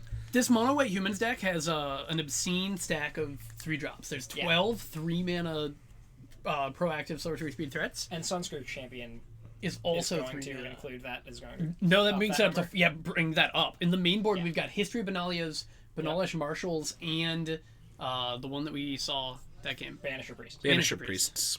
What's the Sunscourge Champion's the Eternalized card, right? Yeah, so it's a 3-mana 2/3. When it enters the battlefield, you gain life equal to its power. And for 4 mana and discard a card, you can exile it from your graveyard and return it to the battle. Create a token that's a 4/4 copy of it. Yes. So it'll gain you 6 life over those 2 interactions if you get to use them both. It's also big. It is big. Yeah. Card's quite good. I've seen it quite a bit over. It's seen I would say a shocking amount of play. For what the card is. I mean, it's good, definitely, but I don't think anybody looked at that card and was like, yep, this is the card that's going in my standard deck. But it ended up in quite a few of them over the course of its lifetime in Standard, and now we see it here in Pioneer, and I mean, we're talking about it being pretty reasonable here, so definitely a somewhat surprising addition to the crew. With that, we see Greg trimming a few History of Benalias. What do you guys think of that? That sounds fine. Yeah. Doesn't do anything. It's a card advantage spell. It chump blocks twice. Whatever. Big fan of chump blocking twice. Yeah. Noble, we are going where no man has gone before. Yes, thank you to everyone for coming and checking out the stream. Looks like we're going to be seeing game number 2 pretty quick as both players finish shuffling up. They've decided on their sideboard plans, and we'll see how the things progress. I mean, we saw Greg was able to actually stabilize the board and establish a dominant board. there in that second game, but managed to just be a couple life points short of being able to close it out. Do you think that that's going to be consistently Greg's plan in these post-board games, to just try and stabilize the board and force Nick to have these trample spells, or do you think we're going to see a slightly different plan now that we're in the post-board matches? I do think that Greg's largely not going to be attacking until the turn that he's killing Nick. I'm not sure everything that he took out, but between Thalia's lieutenants and the two consul's lieutenants and Benelish Marshals, you can absolutely get to a board state where you have 20 power on the battlefield. And I think your goal is to leave that 20 toughness behind to block until you've demonstrated that your opponent is out of gas. And then you can turn the corner. Yeah, and we've talked about these pump spells being important for Nick, but I really think it's true. And particularly the ones that give trample, because I do think it is going to be tough for Nick to get through all of the dudes that Greg places onto the board. Greg's going to have blockers available to him every turn of the game, assuming things go reasonably. So unless Nick is able to find pump spells that also give trample, he's going to find himself, maybe killing a guy, but he's not going to do damage. Or, maybe he'll do damage, but he won't kill the guys. And, you're going to end up running out of cards at that rate. If you end up doing a nice mix of the two, you're going to end up with your opponent at 7 and you out of cards and you have no board. So you definitely need to find a mix there and decide what your plan is going to be based on the hand that you're given. I think he only has 2 pump spells in the deck that provide trample, being Invigorated Rampage and Teamer Battle Rage. Teamer Battle Rage only does it in combination with another pump spell. Definitely. And I believe he's got 3 in the main, and I think we saw the 4th on his sideboard, and I expect that he doesn't bring in the Teamer Battle Rage because he wants every pump spell that he draws to be relevant on its own. Makes sense to me. So looks like Greg will go ahead and keep his 7-card hand. Nick's going to send his back. So we'll see what Nick manages to find on his 6-card hand. Let's take a look here. Greg's hand on the other side looks pretty reasonable. I see 2 to 3 lands, a giant killer. I believe I see... I didn't get a good look at the other ones there. Meanwhile, over on Nick's side, I don't think there's any lands. I thought that was an Ironcrag Pyromancer there for a second. I was like, it's good with season growth. We are going deep. Yeah. This looks like a 1-lander from Nick. As deep as Kenrith's Transformation, you're Arboreal Grazer. We've got when that land. Play works, it's brilliant. It's just any other time you draw that card. It's true. Yeah, so we've got 1 land here from Nick. He's got Monastery. Oh, this is just 0 lands. Never mind. Does just Collision 0. Colossus give back. trample? I bet it does. 4 plus 2 in trample. Yeah, okay. So that brings us up to, 10, 11 trample giving pump spells. Yeah, that's quite a few. Yeah, that makes things look better for Nick. Yeah, but on the mulligan to 5 here, you can't help but feel like he's at a pretty strong disadvantage. Now, he's on the draw, which is something. At least you'll get 1 card back, but you're still on the draw, so, you don't feel great about that. Although, I do think Nick would probably rather be on the draw on a mull to 5 than on the play, surprisingly, because, like I mentioned, without resources and cards, you're probably going to struggle to be able to get through the 20 points of damage, so Nick's probably going to find himself in a more controlling position, or one where he's trying to just set up like a combo kill type turn with a Dreadhorde Arcanist, perhaps. Which makes me ponder about this Giant Killer. Because Greg's deck only has 8 1-mana proactive plays, 3 Kithian, 4 Giant Killer, and 1 Legion's Landing. Okay. And normally I would think you want to play your 1-drop on turn 1, and that's why he's there. But with Nick specifically on the mulligan to 5, you assume it's going to take a pump spell plus a Teamer Battle Rage in order to win this game. Yeah. Which maybe incentivizes you to not play your Giant Killer on turn 1. Agreed. Makes sense to me. Interesting. So interestingly enough, though, when you have a Giant Killer in play, being able to tap down Nick's probably only 1 or 2 creature, being able to realistically, tap down Nick's creature every turn is effectively accomplishing the same thing. It does cost 2 mana every turn, and granted, if we're holding up Giant Killer, or Chop Down, every turn, that's roughly 3 mana every turn. So it puts us in a somewhat interesting position where Greg might just give Nick somewhat infinite time if he plans on taking it that slowly. Greg says, my winning line is my opponent mulliganing to 4. I tend to agree with him here. That is usually a good winning line. I think we're definitely not going to see the mull to 4 here from Nick. This hand looks pretty reasonable. He's got at least 1 land. It's a stomping ground. He's got spells. Dreadhorde Arcanist. That's definitely one of the better ways for Nick to recoup some of this card advantage in the form of extra damage. There's a Become Immense off the top, and I think we're going to see him lead things off with a nice Monastery Swift Spear, although it's not going to get anything done against this Thraben Inspector. Wild Slash also pulled to the front, but looks like he's going to lead with the Monastery Swift Spear, staying at home, which is not what you want to be doing on turn 1, but you got to do what you got to do sometimes. Apparently my only 8 proactive 1 mana plays is not correct. Yeah, Thraben Inspector in the house. Card is nice. Yeah, so now we see Consul's Lieutenant on the side of Greg, and now we can see a pretty nice turn here from Nick with a second Monastery Swift Spear and a Wild Slash to take out the Consul's Lieutenant. That would put us in a pretty good spot, attacking for 4, no good blocks for Greg, and then it leaves us solidly ahead on board on going into Greg's turn 3, which I'm reasonably happy with. It could make Declaration in Stone a really unfortunate happenings. Definitely, but, you know, if you get your 2 clues out of the card, you know, at least you're going to be able to kind of recoup some of your cards from earlier, and granted, it's not like you're really getting card advantage in that exchange, but yeah, it's better than nothing, right? So. Interestingly, Nick waited for Greg to declare blocks before deciding to cast the Wild Slash. That could have just been a before blockers Wild Slash, but regardless, Greg either decided or was not given the choice to block, and I do believe that choice would have been the same either way, so. Fair enough. Yeah, I feel like the advantage to waiting for blocks is maybe Greg puts a Thraben Inspector in front of something. Definitely. Yeah, that could have happened, but even that seems a little loose. But we'll see Greg slam back in for 1 with that Thraben Inspector, get his beats going. Kythian and a Giant Killer, the follow-up here. And here is that Season of Growth. Season of Growth. Which is exactly the kind of card that can get Nick out of this. Definitely, it can draw him 2 or 3 cards a game. I mean, we saw him draw, 2 cards with it last game? So 2 cards and a couple scries. Pretty reasonable. I mean, it took his turn 2 off. It only gave him a prowess trigger. But, you know, it did provide some relevant card advantage in the later stages of the game, and we saw allowed him to dig to that lethal Wild Slash. So it did its job, and here we see it coming down. Here's the prowess triggers. I expect to see a nice attack for 4 here. This will, of course, allow Greg to just take it and then untap and attack with his 3 creatures to be able to flip his Kythian into the Gideon. Battleforged, which is going to be a big problem for Nick, I think. This card does a lot of work in these creature-based matchups. A lot of the times, you know, you just 0 attack for 4 or whatever. But in these matchups, forcing Nick to make suboptimal attacks, getting indestructible blockers, that type of thing, it's a big deal. Also untaps Giant Killer. Also untaps Giant Killer, which is pretty important. You can do some things. Oh, Greg with the read again. Yeah, so if we lived in a world where we had nothing to do with our mana, we would get to crash in with everything, flip our Kythian, untap our Giant Killer, and then have use for our mana. Yep. Which is pretty reasonable.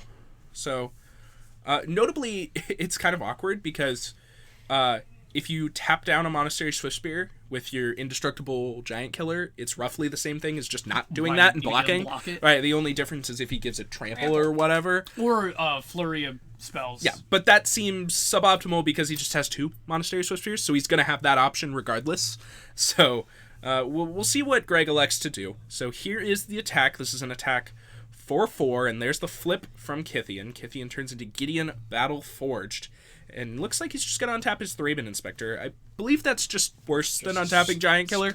You keep your options available, but, you know, whatever is what it is. Casting this drop down, I think, is our thought here. I think he's just going to cast the 1 History of Benalia that he left in his deck. So, yeah, looks like Greg will decide. All right. We're assuming he cut 3. We saw him cut 3. Oh, okay. Yeah, we saw him cut 3. So he left 1 in his deck, and he has it now. It looks good here. And you're just assuming that what you saw happen really happened? Yeah, come on. Usually. I usually do. Unless he went back and made some other changes, and if he draws another one, I'll be proven wrong. But until I'm proven wrong, right before my face, I'm going to assume the information I have is correct. What does Shafet Dunes say? All right. 4 mana tap, sack. Creatures you control get +1/+1 until end of turn. Okay, activate as a sorcery. That's what I thought. Yep. But then again, I can never remember what that card does. So. Yeah, it does exactly what you think it does. Great. It's the white one. I guarantee you could tell me what it did.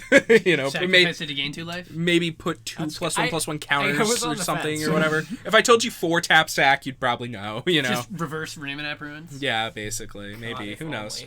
Maybe they would have had to ban that card in Standard. No, they would have. I think the white one's significantly less playable than the red one. The red one... Are you suggesting that Lightning Bolt is better than Healing Salve?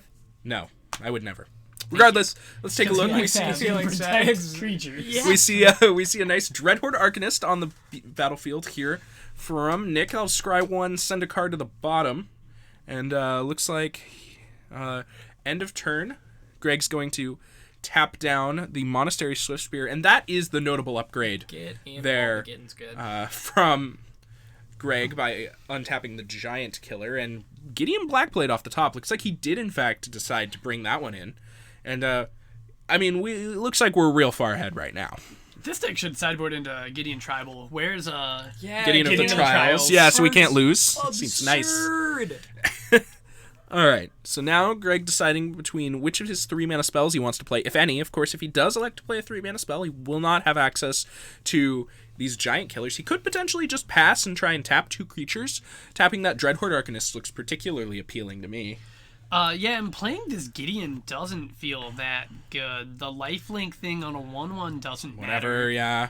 If you just keep up your Giant Killers, you also gain mana to pop this clue, potentially. Yep, and notably, it's not like we have good attacks anywhere, so like, I want to deploy a threat that's relevant, but at the same time, we don't have good attacks this turn, and as long as we're just sitting here dirtling, I actually feel like Nick's going to be gaining a somewhat relevant advantage with this green enchantment that's going to draw him a bunch of cards, and Season of Growth, thank you, and also, you know, Greg just sinking his mana into doing a whole lot of not much. Yeah, he is going to use the Giant Killer to tap the Dreadhorde Arcanist. Indeed. And then he's going to draw a card. Off this clue.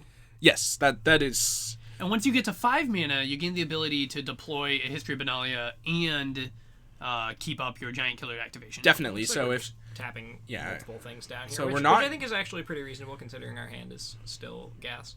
Yeah, this looks like there's the Monastery Swiftspear that is forced to attack Gideon. Greg, I believe, just blocked with the Thraben Inspector that was untapped, and that was just the end of that. No other effects. And now we see Thraben Inspector off the top. So now Greg has a little bit more mana efficient turn if he wants to deploy one of his 3-mana cards plus the Thraben Inspector, but that still means letting the Dreadhorde Arcanist run wild for a turn, and that's pretty scary. I mean, at face value, he's just going to get to Wild Slash down a Giant Killer. It's pretty good. It's pretty good. Yeah. So we'll see if Greg wants to stall for another turn, be able to keep this Dreadhorde Arcanist tapped down for as long as he can. But I wonder how long that Greg's just going to be able to play this game before he ends up just digging himself into a hole. Because I said it before, but I really feel like Nick's pulling ahead in this current board state. Yeah, at some point, you either need to find a threat you want to deploy or spend your mana drawing a card. I like doing that now, because if you find your land, you still get to play a Thraben Inspector, and then keep up. Yeah.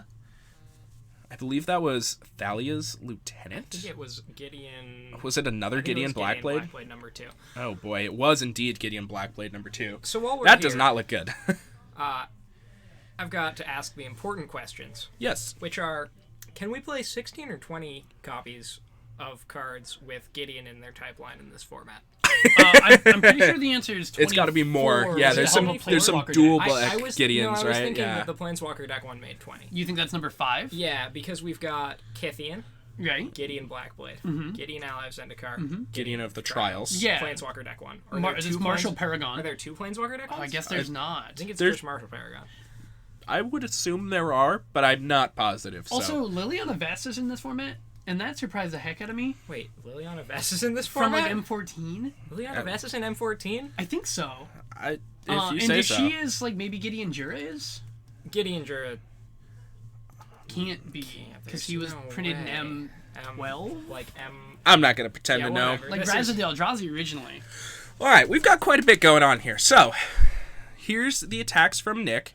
The Dreadhorde Arcanist got tapped down once again. He went ahead and swung in with the 2 Monastery Swiftspears and the Soul Scar Mage. Cast a Titan Strength, drew another Season of Growth off the Titan Strength, and then scried a card to the bottom. So, we'll see what happened. Looks like Greg down to 7, another non-land off the top, and now we fully see that Nick has firmly pulled ahead, and now Greg needs to make something happen. He's got relatively powerful cards in his hand. can he effectively utilize them? A relevant turn could be Thraben Inspector, 0 my Gideon, attack for 4, and give it lifelink with my other Gideon, with my Gideon Blackblade. That's something we could see. And that would put Nick at a potentially dead next turn, but then we let him go off with Dreadhorde Arcanist. He already has a Titan Strength in his graveyard. Yeah, and if he starts his turn with Season's Greeting, the Titan Strength draws you 2 cards. I guess then he doesn't have the mana to take advantage of it. Yeah, notably, Nick must have something relevant in his hand. He elected to pass the turn instead of playing his Season of Growth. So, if you're Greg, it's definitely believable that Nick just wouldn't have very much here, but I don't think that he does have nothing here. So I think Greg might find himself walking into something, but he just went ahead and played Thraben Inspector, made a clue, and said go. What do you think about that? I think he needed to deploy History of Benalia a couple turns ago in order to just have gotten out so from scary. under this. Yeah. I don't think he would have died immediately, and from not dying immediately, he may have been able to find a winning line there. Yeah, I mean, Greg's just shown that he's just basically been paralyzed with fear of this Dreadhorde Arcanist, which is totally reasonable. I mean, it has Trample by itself. We talked about the pump spells giving Trample, but Dreadhorde Arcanist itself has Trample, so he doesn't need to find a spell that gives Trample. Just, +3/+1 or whatever, and any other pump spell. This Become Immense, notably in Nick's hand, would definitely be lethal on this board. Yeah, I made the joke on Monday, I think it was about the Blood Moon lock, where it's like Magus risks casting a spell. You let your wall down, you give your opponent a chance to do a thing. Yep. If you're gonna do that, you want to do it as soon as possible, because I think the first turn that Greg didn't spend his mana, Nick could not properly punish him for it, and every turn subsequently he would be able to. Yep. And it looks like we're seeing, I believe this is just a concession from Greg in the middle of happening. I started to see him pick up some cards, but I think maybe he's reconsidering. Yeah, it looks like we are reconsidering. Here's the pump spell. So it looks like Greg not immediately dead. Just a Collision Colossus on a Soul Scar Mage. We'll put Greg down to, 3? Depending on what the Monastery Swiftspear attacked, it could be less than that. But I assume the Down to Swiftspear 1. would be blocked? I guess it wasn't. Don't think it was. I think he just said no blocks on the Swiftspear. Interesting choice there. I mean, perhaps valuing this giant killer a little too highly. Maybe finding a Declaration in Stone gets you through this? Yeah, That's not what he found. He can still zero his Gideon and attack and give it lifelink with another Gideon and then tap down the Dreadhorde Arcanist, but I think we're just going to see a lethal Become Immense here most likely, but I mean, I guess in that world you do still have 2 blockers, so... But your opponent has 3 threats. Yeah, you do, but you'll gain 4, so as long as he doesn't have something crazy... Like a Become Immense. Like a Become Immense or whatever, then you might be okay, but, of course we know Nick does. So here is History of Benalia. It'll make a 2/2, which I expect to get thrown under whichever bus Greg desires it to be thrown under. So Gideon will plus on Monastery Swiftspear, as it has been known to do.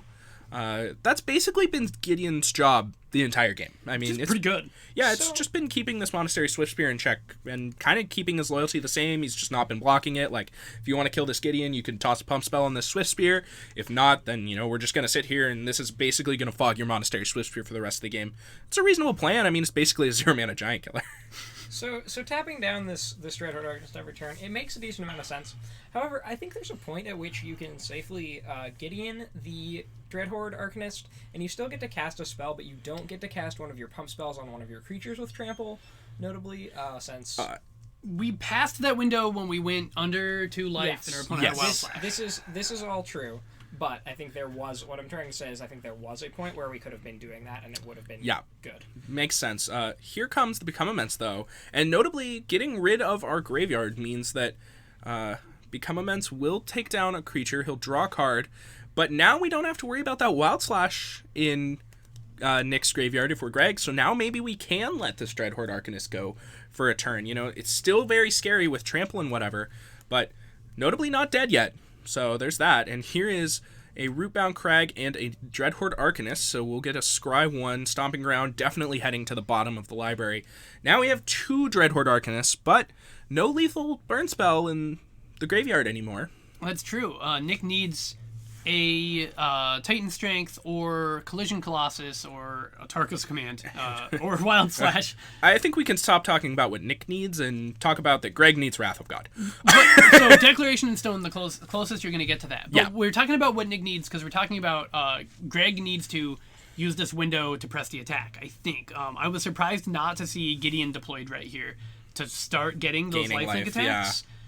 Yeah. Instead, it looks like he's probably going to try that with a Knight token next turn. Yeah, looks like Greg's still holding up the Giant Killer activation while deploying Kithian and Consul's Lieutenant, notably 2 blockers instead of 1. And Teamer Battle Rage, I don't know if Nick has any other pump spells to actually be able to get that Ferocious off on the Teamer Battle Rage, but he does still have a Trample Attacker, and with Greg at 1, just giving Double Strike might actually be good enough. That can't be true. Consul's Lieutenant and Kithian are 1 toughness threat, or 1 toughness blockers. Yeah, if Greg makes a bad block here, he could die to Teamer Battle Rage on a 1-power creature, which would be pretty sweet.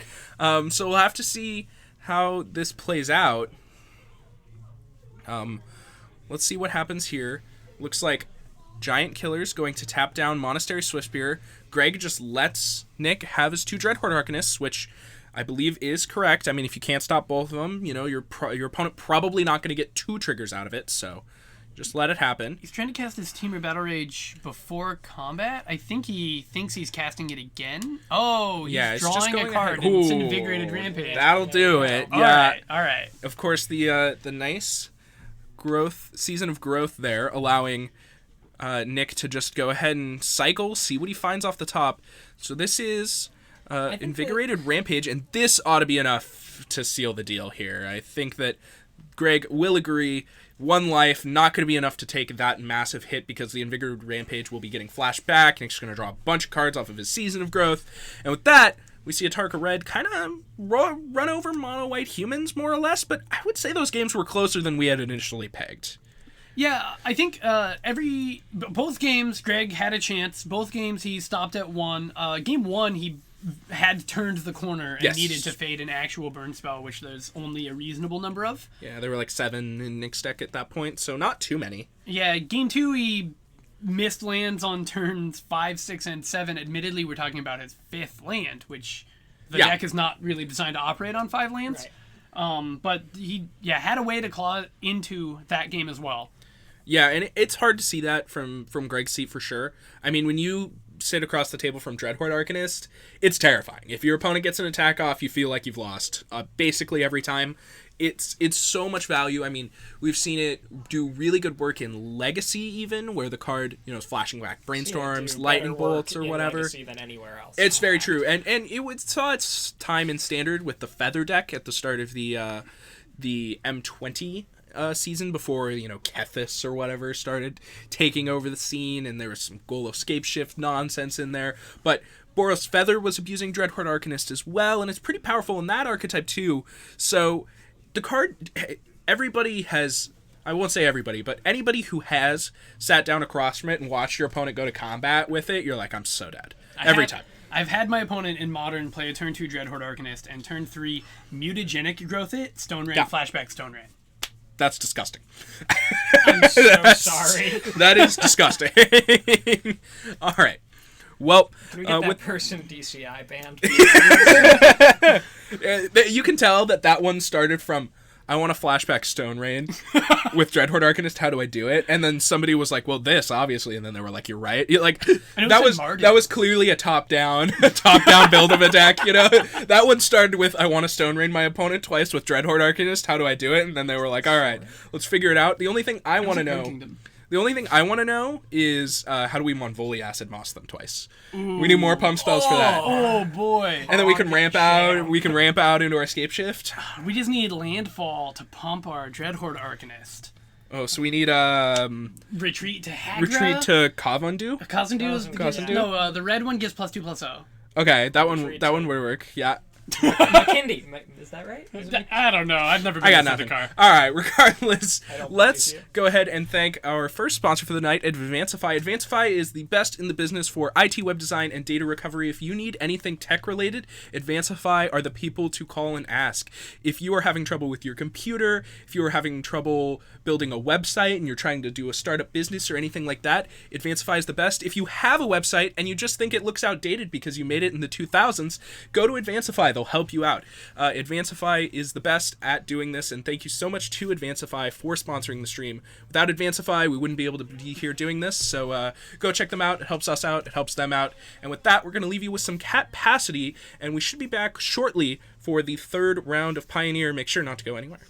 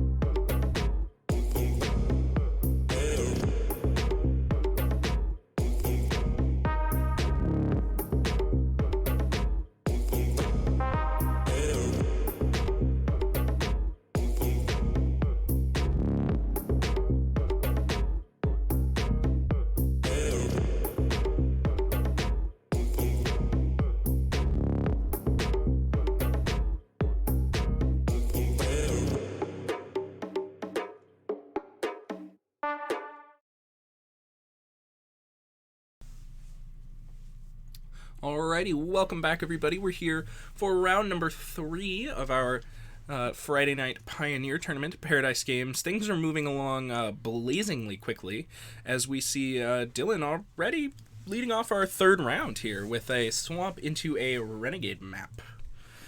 And Gavin over here playing Orzhov Rally. So I believe we have a nice black-white mirror here. We saw Dylan's deck a little bit on camera last week. We've yet to see this one out of Gavin. Obviously, we see black-white and Rally the Ancestors. You want to talk a little bit more about how he expected this deck to function? So, he is the Aristocrat's deck. He's going to be using Cartel Aristocrat to sacrifice things that leave bodies behind. Here we see Tithe Taker and Hunted Witness. Indeed. And then he is going to drain Dylan when he does so with Zulaport Cutthroats and Cruel Celebrants. And then at some point, he's going to spend 4 mana and Rally the Ancestors back a stack of creatures to get all of the triggers to kill Dylan. Yep. So the goal is entirely to kill our opponent in 1 turn.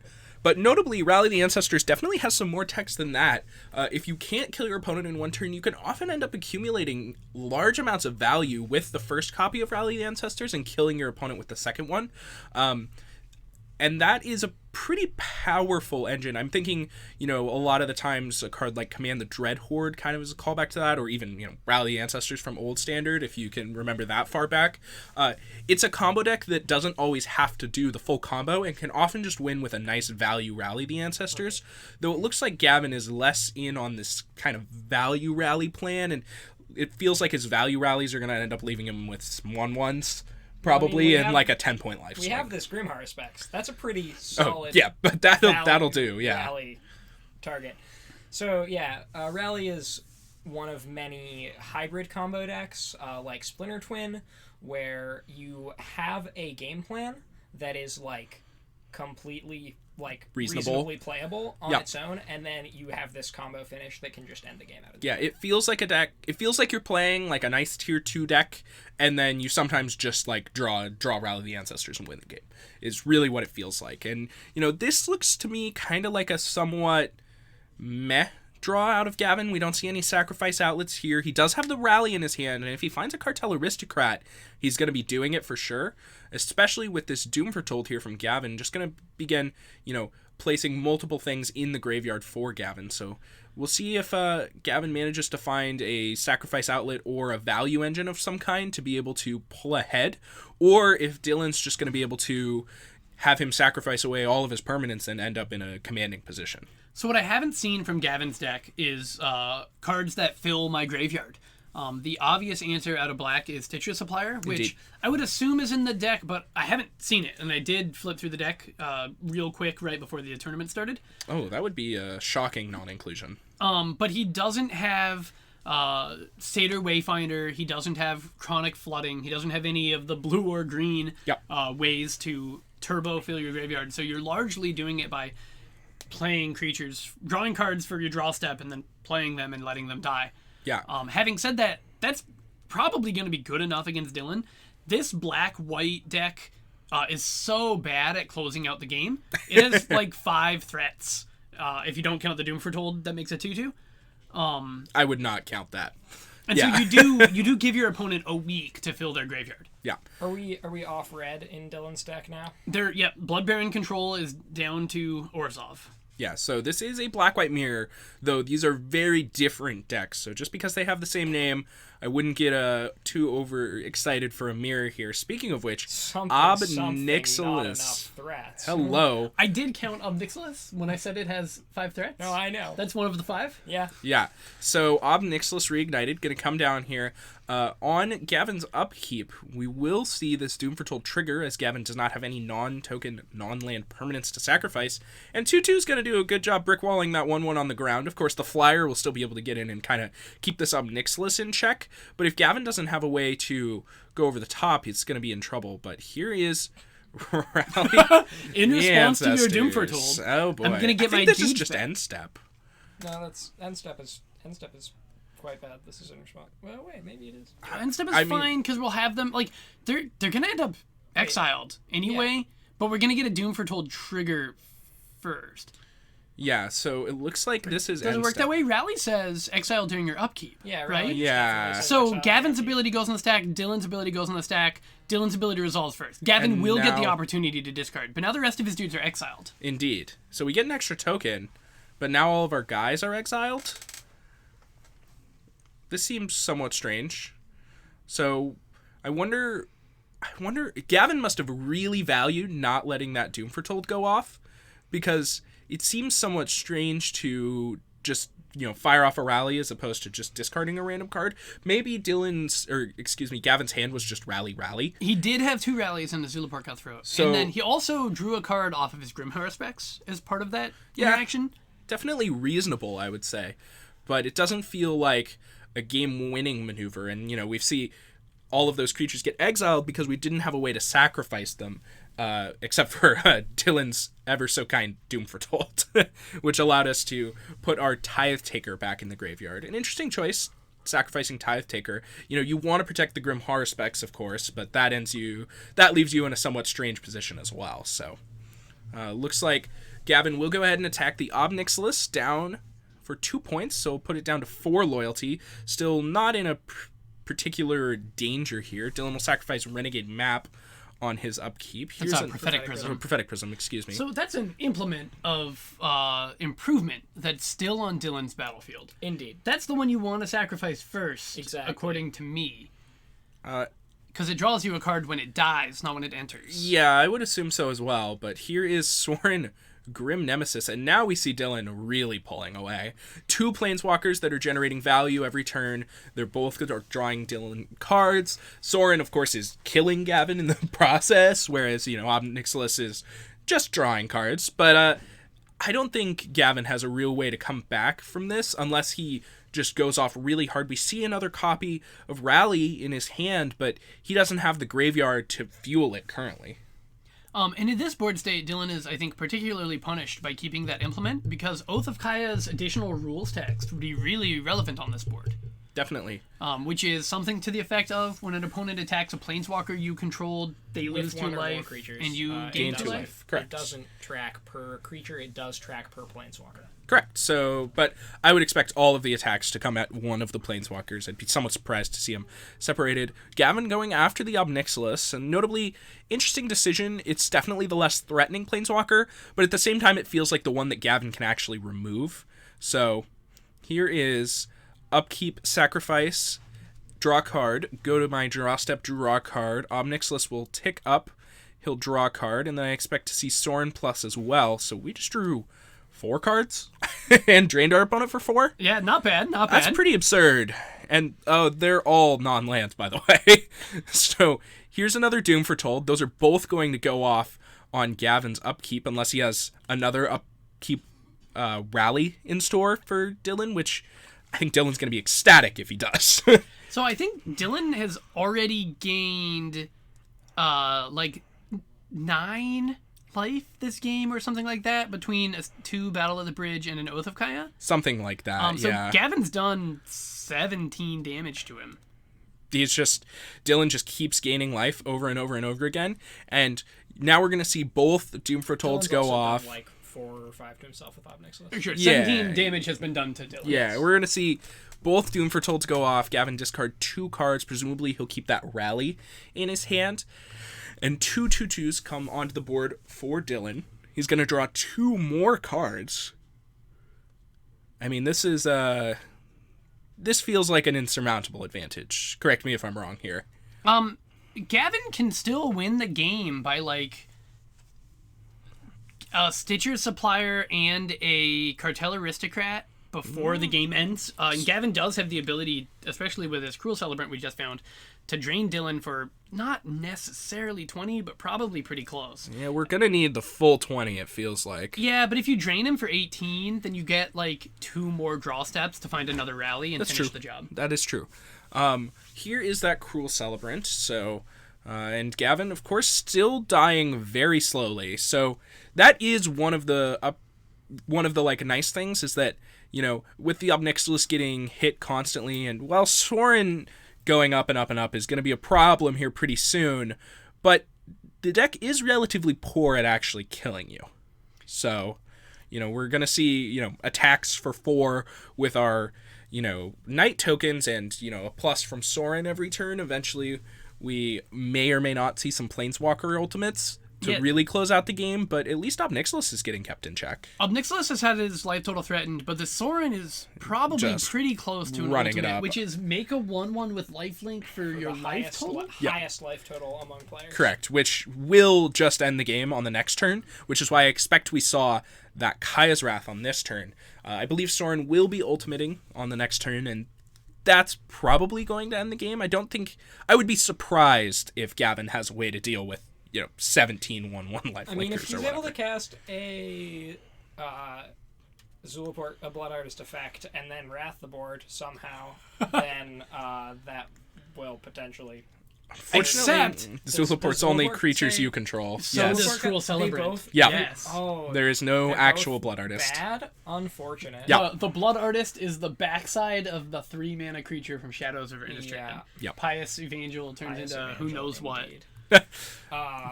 Rally the Ancestors and Unknown. I can't get a good look at that one from here. In hand for Gavin means that I think we're done here. He could, I believe, take another draw step. Oh, it's another Cartel Aristocrat. He could probably take another draw step, after Dylan ultimates his Saurian Grim Nemesis, but I don't think that's... I don't think that we're going to have outs to 17/1/1 lifelink. So I this is think we actually do if we rip Stitcher Supply. If we cast our Aristocrat here and then rip Stitcher Supplier off the top, we can could theoretically kill him. 20 our opponent. We've got makes sense, yeah. 3 Blood Artists, right? We've got Zulaport, Cruel Celebrant. The first Zulaport was exiled. Oh, So we only have 2. We have We have 2, which 2, is still a lot. which is still plenty, probably. If we get decent hits off of a Stitcher Yeah, Supplier. we need to This is run all real in- hot. All in Yeah. the theoretical here. Yeah, it looks like we're not at straight 0%, just a little below 1. So I feel like that's Dylan fine. is having way more fun than anyone else in this room. I tend to agree. This looks sweet. Are you looking at what's happening?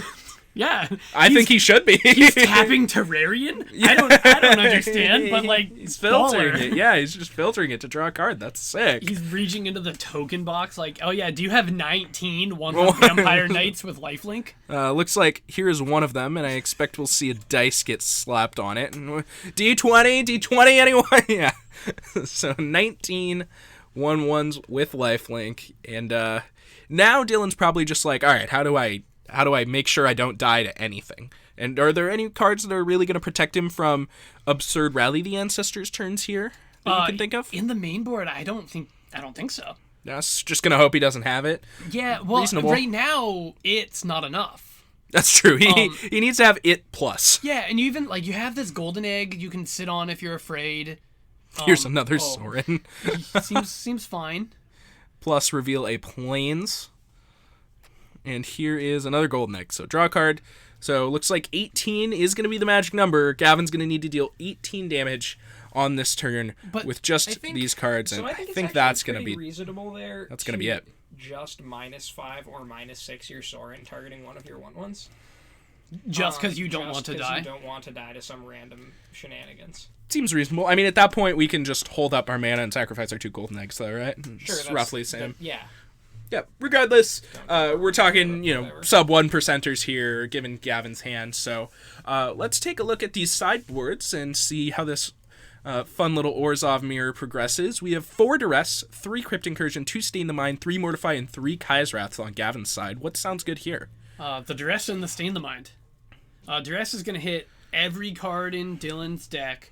The Stain the Mind is probably there to nip a win condition. Blood Baron. Except for literal Blood Baron. Yeah. So these seems like pretty big upgrades, and hopefully will allow Gavin to find the time he needs to be able to kind of go off and combo off. Meanwhile, on Dylan's side, we have... That's actually not the right Sideboard. sideboard. Hopefully we can get an update on that heads-up display. Also... Dylan's sideboard? Dylan's sideboard. Oh, yeah, you're right. We still have the mono-white sideboard. Dylan has 2 Grafdigger's Cage, 2 Kaya's Wrath, 3 Sin Collector. All right, so here we go. We've got 2 Grafdigger's Cage, 2 Disenchant, 2 Hidden Stockpile, 2 Despark, 3 Sin Collector, 2 Kaya Orzhov Usurper, and 2 Blood Baron of Vizkopa. What sounds good here? The cages are obviously nuts. And as is the Orzhov Usurper. Yes, the two Kayas seem excellent. We've got Hidden Stockpile. It seems like it could do a reasonable job of blocking. It seems pretty aggressively medium here. I think you'd rather play your more proactive control cards than block 1/1s. Also, Dylan named his deck Blood Baron Control. And they're only in the sideboard? He is bringing in Blood Baron of Vizkopa. All right, reasonable take. That seems pretty right to me. What colors does that card have protection from? White and black. So it could be relevant. So it's just actually pretty decent. Yeah, I mean, Right. I think that card has some relevant text. And to be honest, I think it's all of it. So just all of it. Something else to talk about here is out of the Orzhov Rally deck. We have these Mortifies in our sideboard. They're probably not great, because they don't beat Planeswalkers. Mm-hmm. But if you're really worried about something like Doom Foretold, or I guess we don't have Aether Grid anymore. That was the hottest of tech in Dylan's deck back when we were red. That was the bane. I was actually thinking about that card when I was thinking about Mortify, because Aether Grid seems pretty ridiculously hard to beat as this Orzhov deck. So I'm thinking I bring in Mortify because I don't know if my opponent's playing Leyline of the Void or Rest in Peace, but whichever one it is, I need to nip it. That's and then when my opponent goes Grafdigger's Cage into Kaya, yeah, that's not really where I want to be. All right. Well, speaking of, here is Grafdigger's Cage to square off against Hunted Witness. For once, Hunted Witness will win a fight. Certainly the first time we've ever seen that. It never wins. I mean, he's not called Witness the Hunter. Every time I draw it, I wish it was Healer's Hawk. I'm abusive to my Hunted Witnesses. Witnesses. Keep that card in stock? That's still true. Here comes Duress. I'm so sorry. Gonna take a look at Gavin's hand. Who's ever registered Healer's Hawk in their deck? I've registered Healer's Hawk. It was great in that deck. It's like an excellent thing to mentor onto. Healer's Hawk. Yeah, it was really good. Healer's Hawk slaps, man. All right, Brute, though. I've registered significantly more in limited tournaments than I have. I've definitely registered many a Healer's Hawk. Yeah, I have written Healer's Hawk on my deck list in the top 8 of many a draft PTQ. But regardless, here we see the game progressing in an interesting way. We saw Duress taking Karn out of Dylan's hand. That's a fun inclusion to this deck. What do you think about this Karn Scion of Urza? It can draw cards, but most of what it does is it enters the battlefield in minuses to make a 5/5. Yeah, it's huge. Just makes a big dumb idiot that and then another one next turn. Yeah, and that your opponent's just never gonna beat. Yeah, so that card was $60 for a reason. Yeah. So the same reason Oko was 60. Exactly. Yeah. Don't well, even, except I don't want to get you started. It didn't get banned.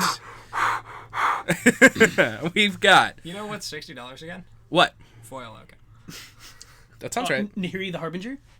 Oh, no, she's wait. not? Oh. I would hope Oops. not. Yeah. What do you mean you would hope not?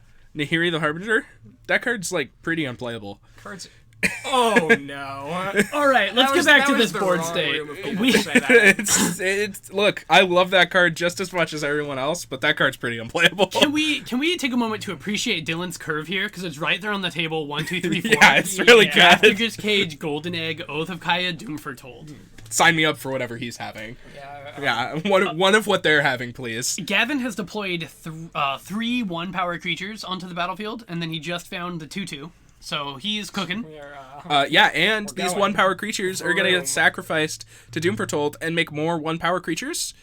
I'm into that, I guess. I mean, double Hunted Witness, These things are just going to get chewed up by Doom Foretold, and honestly, I'm not even convinced Dylan's going to be advantaged in these Doom Foretold triggers unless he finds some extra stuff. I mean, sacrificing Golden Egg, that one's pretty free, but after that, I'm not super into sacking Oath of Kaya, and Grafdigger's Cage definitely wants to stay there. So unless we have some more eggs or, random things that cycle, I actually think Gavin's winning this Doom Foretold race, which is pretty infrequently true against these Doom Foretold decks. And I don't think that's going to pan out that way. Until we have a Planeswalker, we're free to get rid of this Oath of Kaya. And once we have a Planeswalker, that's a pretty good situation too.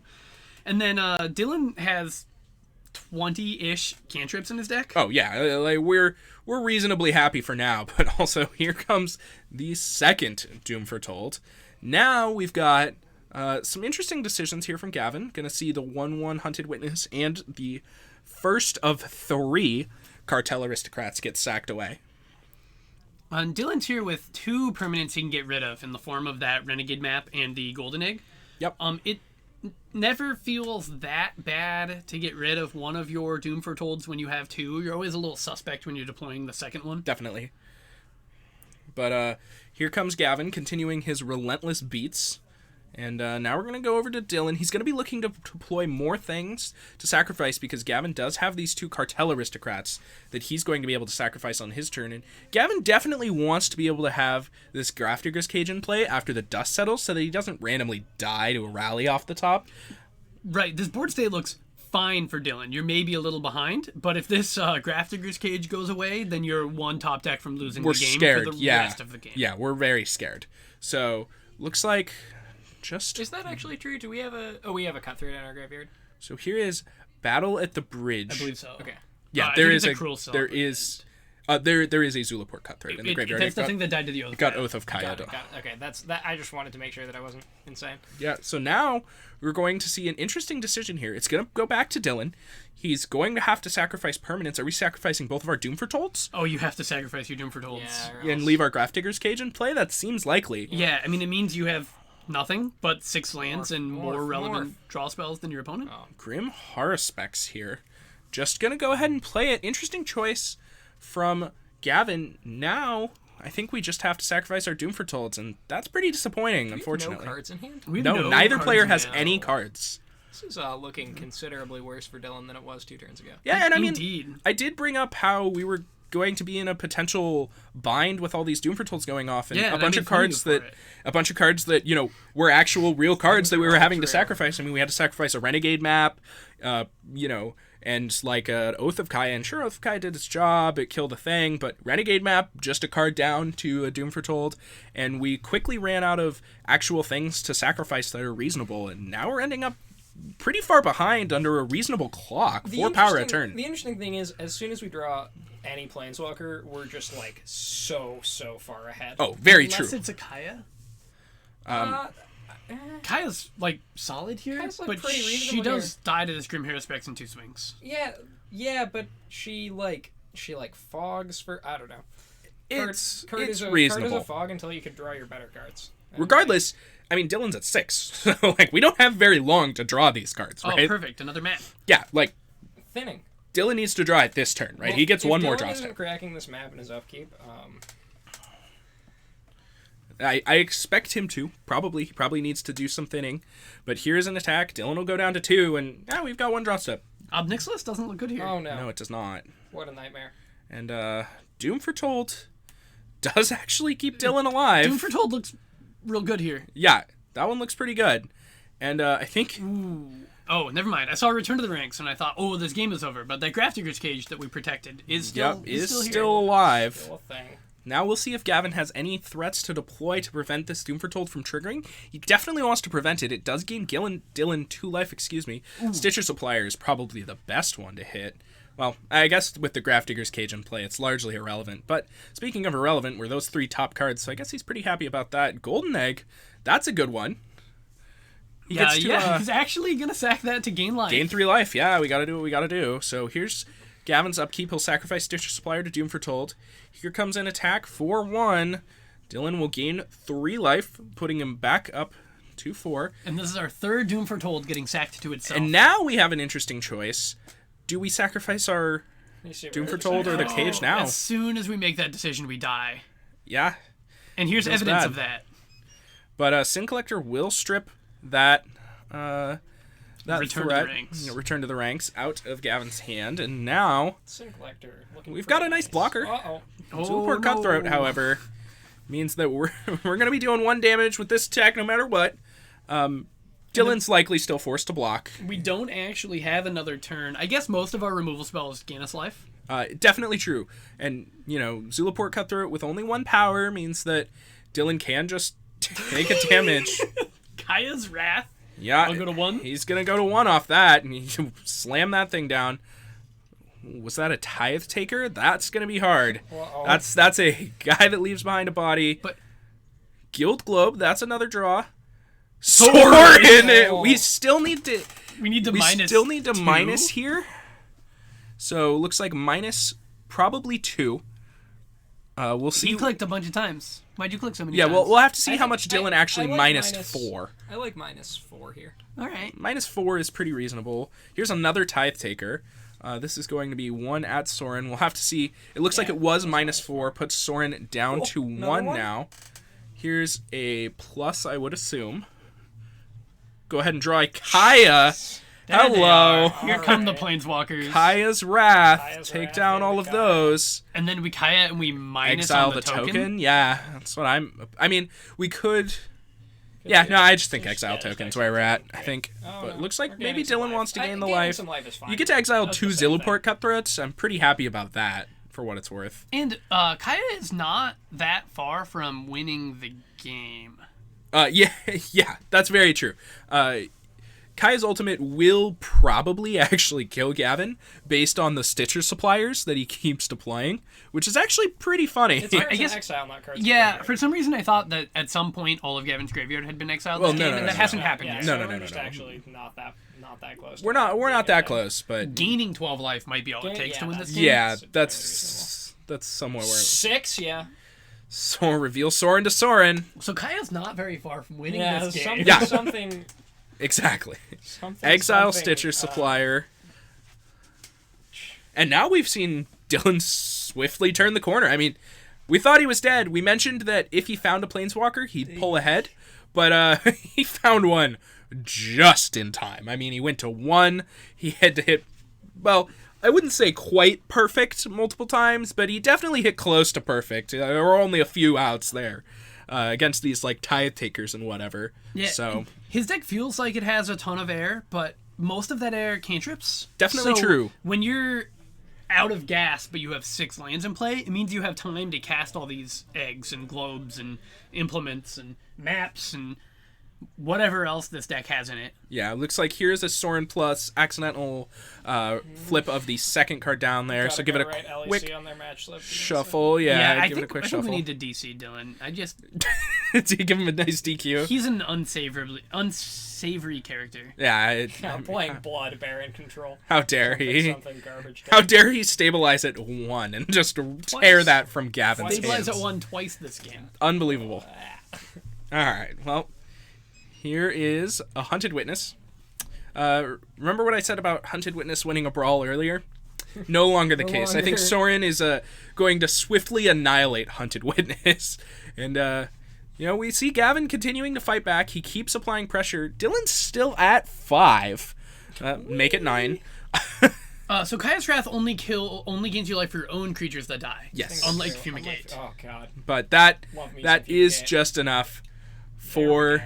Gavin. And with that, we're going to see a nice end to that match.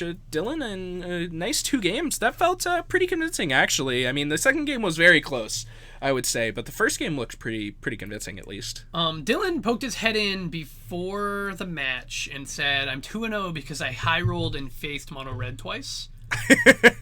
So he's now won a deck with a different game plan.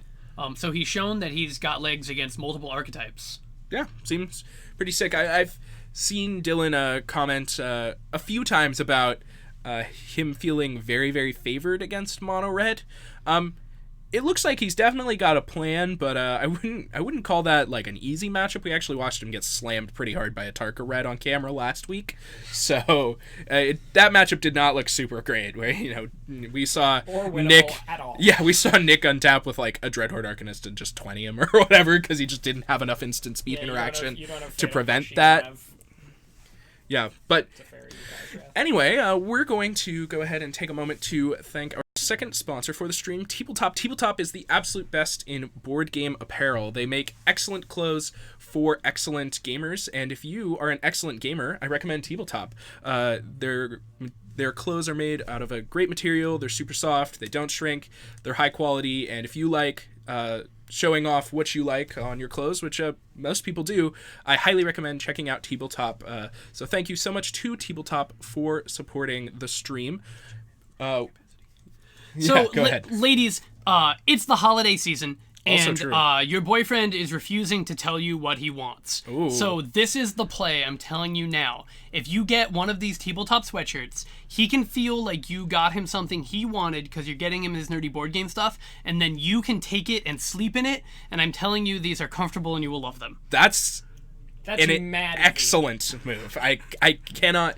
It's actually mind-blowingly genius. So go ahead and take that one to the bank. You're welcome. And doesn't run a store for nothing. Yeah, with that, we're going to leave you guys with some capacity. We're going to try and find another match to jump on here, but if we don't, we're going to be back for round number 4. Regardless, it won't take long, so do not go anywhere. We'll be back soon.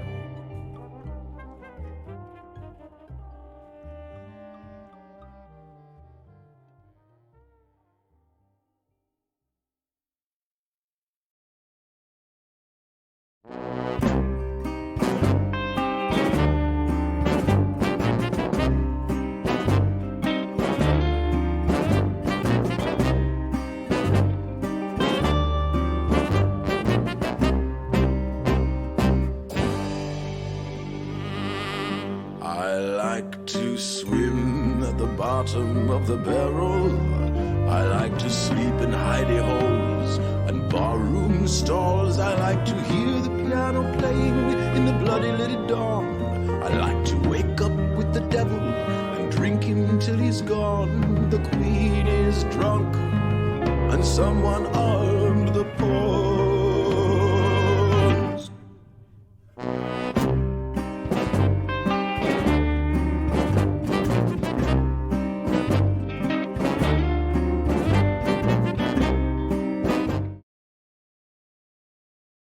Yeah, just like a couple hours.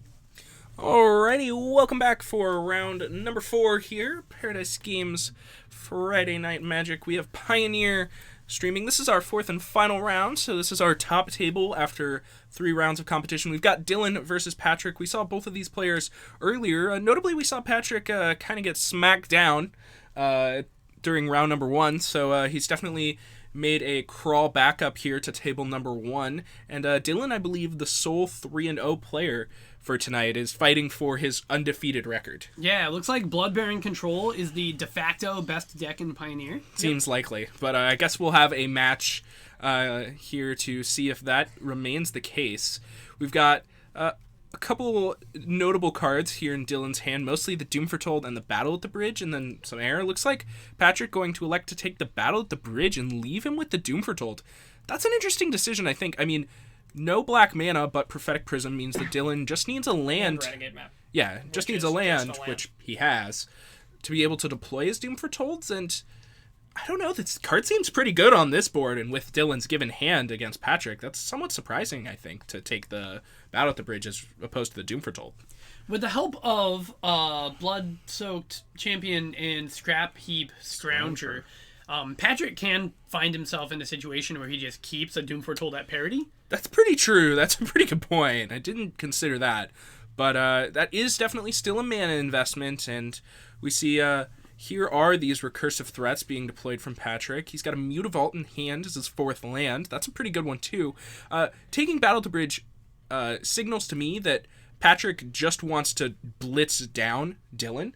He's just, like, no time for this life gain nonsense. You're going to die, and that's going to be the end of this. So, speaking of which, here's another Blood-Soaked Champion. So, now Patrick's in the position to kind of just crunch every turn over and over and over again. He's getting in for 5 here, putting Dylan to 9. The thing is, Dylan has so many ways to break this symmetry.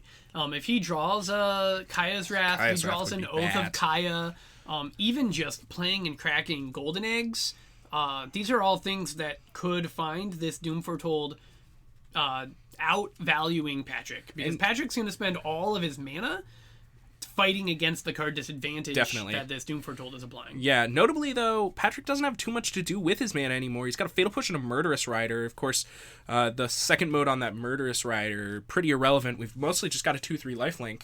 And speak of the devil, here's the second Doom Foretold. And an Oath of Kaya as well to gun down the Scrap Heap Scrounger. That's a Battle at the Bridge. Oh, that's Battle at the Bridge, excuse me.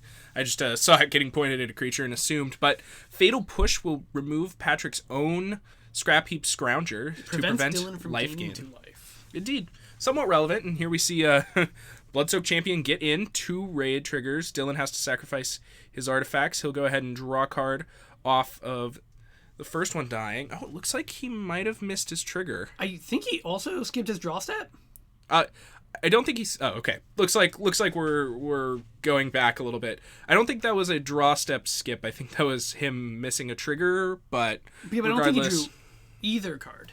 He definitely drew one. Okay. At the very least. I think he drew off of activating his Obnixilis. Maybe. I'm reasonably confident that Dylan drew a card for turn, and then went back and redrew a card. So, regardless, I'm sure the players... it's probably some sort of mistrigger something somewhere in there. I assume that the Obnixilis might have minused, but I'm not 100% sure. It looks like the players are figuring it out. It looks like we are getting confirmation that he did draw an appropriate number of times. So here is Terrarian going to the bin. He'll draw a card off that. The Doom Foretold sacrificing to itself. Obnixilis will minus to destroy Blood-Soaked Champion. Here's another Doom Foretold. Oh boy! Is that an Ugin's Fate Blood-Soaked Champion? What's That's Bloodsoak Champion. That's just 3 Concerto Cure Bloodsoak Champions. Wait. Yeah. Yeah. I don't believe you, but okay. Okay. That's what those are. Those are those. It doesn't have the Marty things. Yeah, it does. In its text box. Yeah, it definitely does. Oh, It that's a super gnarled doesn't. Scarhide. It's just really, One- really not a Bloodsoak. One of those is a gnarled Scarhide. Oh, you're right. Fantastic. You're right. One of those is a gnarled Scarhide. That makes more sense. Yeah, and now we see both of those sacrificed to Doom. Or there's only one Doom Foretold, and then an attack for lethal. Oh, Yeah, regardless. 4 mana activate Bloodsoak Champion twice looked pretty good against Doom Foretold. Yeah, Yeah. it worked out for Patrick. Regardless, let's take a look at the sideboard plans here. Patrick has 2 Blight Beetle, 4 Duress, 2 Disfigure, 1 Kalitas Trader of Get, 3 Legion's End, and 3 Noxus Grasp. So what sounds good here? The Duress is the only playable here. I tend to agree. All of these other cards just have basically no text. I guess Kalitas attacks, but that's about it. I assume it's Fatal Pushes that are coming out. I would hope Murderous so. Rider still has targets, although Patrick may not have seen. Oh, he saw an Obnix list. It's all at least Obnixilus, so a little bit of minimal sideboarding here from Patrick. Let's take a look at Dylan. Dylan's got 2 Grafdigger's Cage, 2 Disenchant, 2 Hidden Stockpile, 2 Despark, 3 Sin Collector, 2 Kaya Orzhov Usurper, and 2 Blood Baron of Vizkopa. What sounds good here? Pretty into the Grafdigger's Cages. I think they attack Patrick's deck from the angle that it is most difficult for Dylan to beat, which is the Recursive constant dudes. recursive threats against cards like Kaya's Wrath and Doom Foretold. I also think that Hidden Stockpile is playable, and same with the Kaya Orzhov Usurpers. Blood Baron obviously Blood Baron seems good. Is pretty decent here, yeah.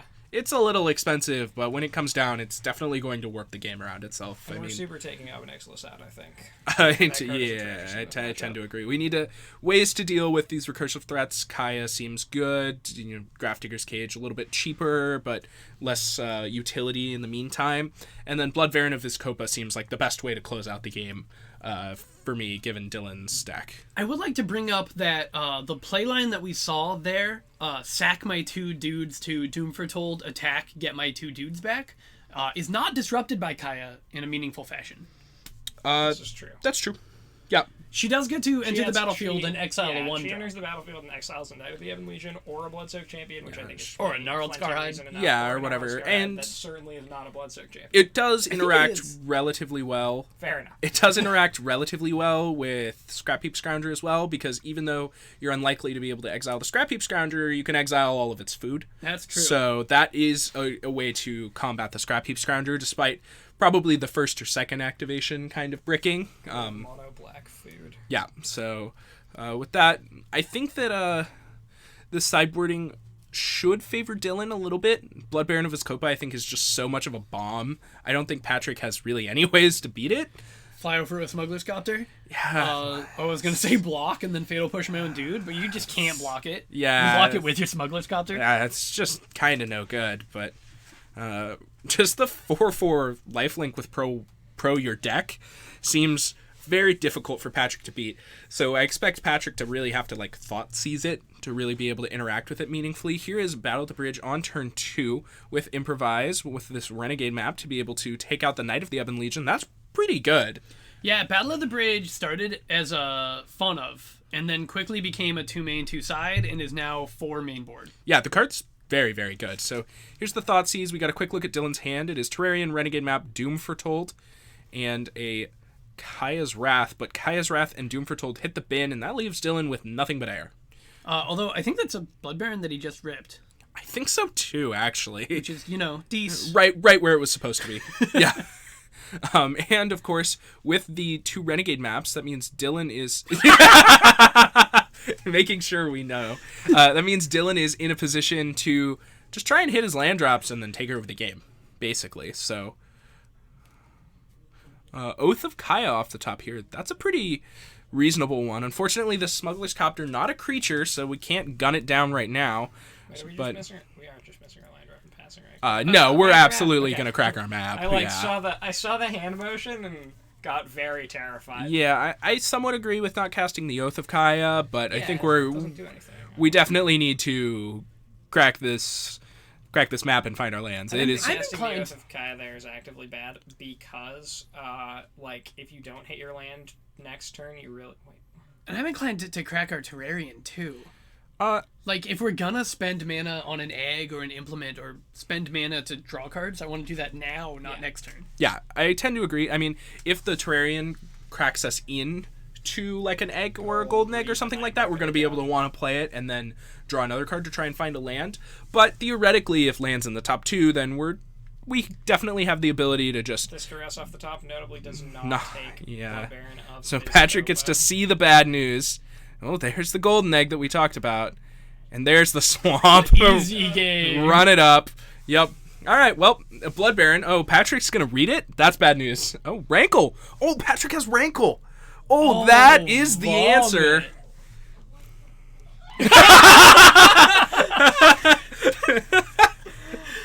Oh, no. So, yeah, here are the attacks. Crack, don't block any of no.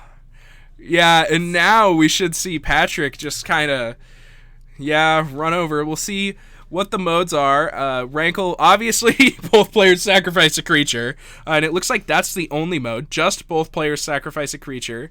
Here is Golden Egg. That'll cycle from Dylan. Dylan now needs to look for... He now needs to look for a way to deal with this Rankle, because that is going to kill him pretty quickly. The master of prankles. Yeah. Get out. I'm fired. Murderous Rider Out of the and cannon. yeah, Murderous Rider and a Swamp in hand. So here is just cast Murderous Rider, crew my Smuggler's Copter. I'm gonna go ahead and mill 1 off his Smuggler's Copter, and then obviously both players are gonna discard a card. That's kind of the default when you have no cards in hand. Ooh, discard Sorin Grim Nemesis. That's some interesting news. Here's Battle at the Bridge for 7 on Rankle. All right. That's a good start. Now Dylan is able to... Ooh. Now all he needs is we to super rip a just second Blood Rip Baron. that Mutavault Yeah, off then the it would top. be really good. Yeah, and Patrick drew Mutavault. Wait, so why are we attacking with... Oh, He's it's not crewing. attacking. I'm- He's I'm crewing just- I Smuggler's just Copter. can't- Yep. I just can't see. Yep. And then... And now he's gonna loot. You want to do that because if you hit a Bloodsoaked Champion or a Scrap Heap Scrounger, you have the opportunity to Yep, very good. return it. And then also he's got a Castle Lockthwain activation I think up you're actually for the just end of the super turn. supposed to castle Lockthorn before you Smuggler's Copter. I suppose that makes sense. I buy that. Seems pretty good to me. All right, here's Kaya's Wrath. Yeah, Kill your 2/3. kill a Murderous Rider. Seems reasonable, I suppose. So here's Castle Lockthwain. Patrick will take 1. And of course, Patrick can still crew his Copter because he does have the Mutavault. However, Rankle is going to be pretty insane. Here is Bloodsoaked Champion, crew my Smuggler's Copter, attack for lethal. No, never mind. Dylan going to go ahead and sacrifice his food to gain some life. Put Dylan to 4. Yeah, I mean, I doubt that both players are going to draw a card here. That seems kind of loose. Obviously, we're not sacrificing a creature. Oh, it looks like both players are drawing a card. So this is going to be 7 total damage, putting Dylan to 3. So we'll see what Dylan manages to find. He needs some good ones here. 2 draw steps gives him more chances to find outs, but not a lot. It's Yeah. like Battle of the Bridge lets you continue to tread water. Kaya's Wrath. All right. Chaos Wrath Foretold sees you dead. Is too. not it. Yeah. Yeah. All right, and with that that- quick cleanup. Yeah, with that, Even, that will even bring... through the Blood Baron Yeah. of Visco. Yeah, that will bring the night to a close. So we saw that Mono Black aggro deck really kind of show its stuff there. It's kind of flexing on this Blood Baron control deck, even through the Blood Baron of Viscopa, Even through which the Blood Baron. we thought Patrick was going to be pretty cold to, but of course Rankle has something to say about it. Thankfully, Blood Baron does not have flying. That's kind of the only part of the card that it's really missing to be the, complete absurd bomb that it already is. But If you just pick your favorite parts of that last paragraph, Yeah. then it has flying. that's fair. That's fair. A Rankle versus Blood Baron. Yeah. All right. So with that, I would love to thank our third and final sponsor for the stream, Die Hard Dice. Die Hard is the absolute best in dice for tabletop gaming. If you're into Warhammer, tabletop RPGs, Dungeons and Dragons, that type of thing, Die Hard Dice are absolutely the dice you need to get your hands on. They make excellent metal dice. They're They're awesome. They feel great to roll. They're nice and heavy. They just feel like the best dice because they are the best dice. They're super high quality.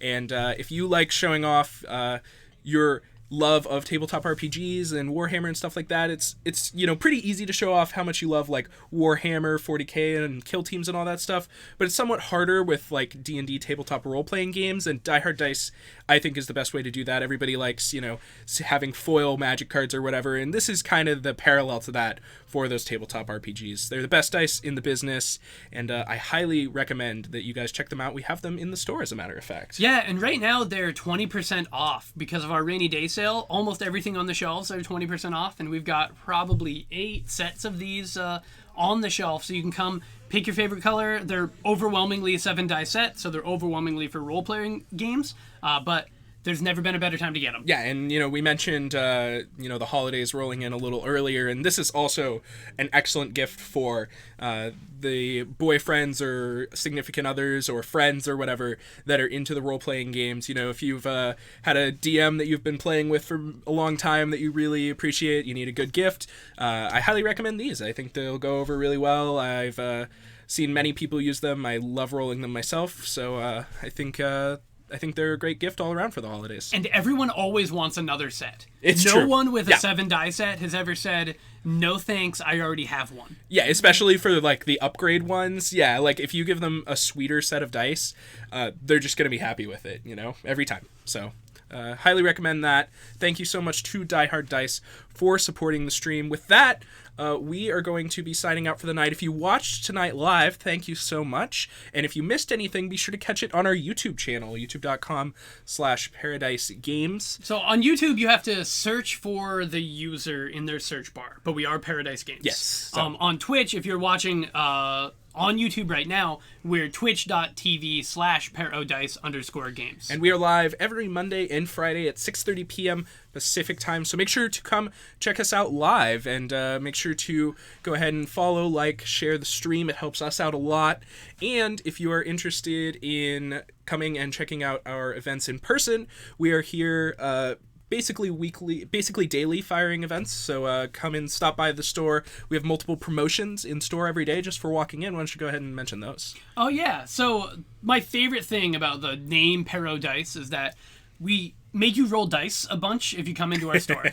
So the first one, we call it our Play Everyday promotion. Once per customer per day, just for walking in, you get to roll 2d6, and if you roll exactly a 12, we give you a $4 item. That can be a booster pack, that can be a pot of paint, that can be a set of opaque dice, that can be 2 sodas.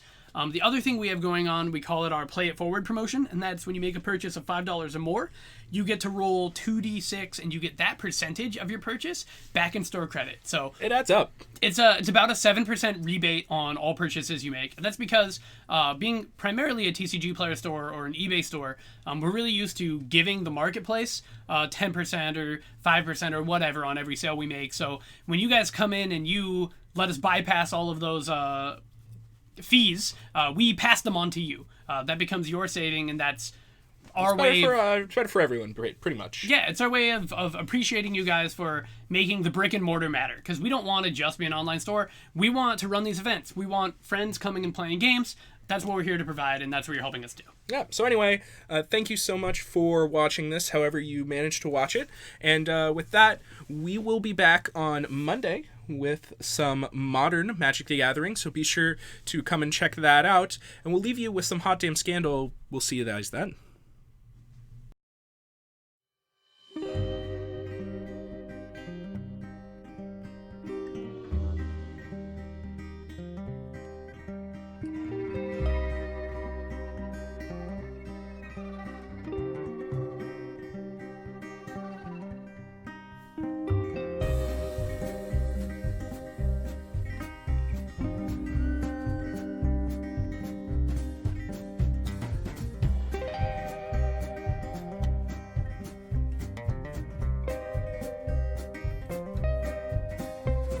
The bottom fell out of the clouds today, and the rain came down like a mirror. One big sheet and it shattered on the ground. Now it's 7 years of bad luck all over this town. It's collection time on all of your debts, and you can't get by just talking. Your smile don't work, and your car don't start, and your doors ain't keeping you alone. No, not even if you lock them. No, not even if you lock them. When you're tapped into that vital vein, just about anything feels good.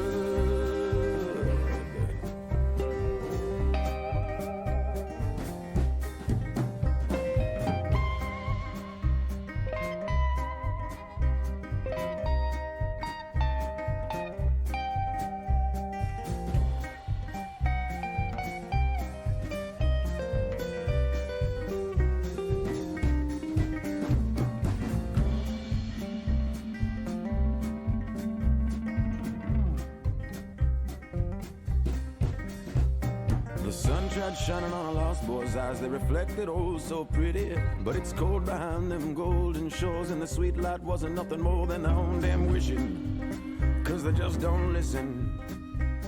Now wish on your candles, pray to your God, cry for your mama, put $1 on the bar. It feels like breathing, but the only good feeling ain't a gamble is a sin. So I think I'll play it safe and get a gin. I'll take the devil for a spin. When you're tapped into that vital vein, just about anything feels good.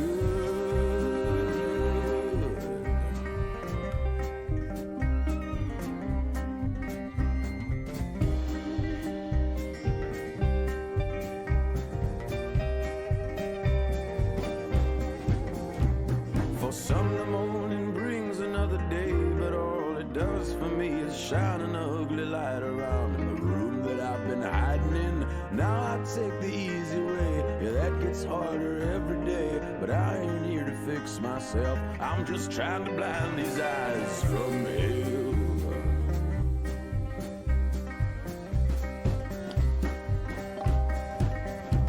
When you're tapped into that vital vein, just about anything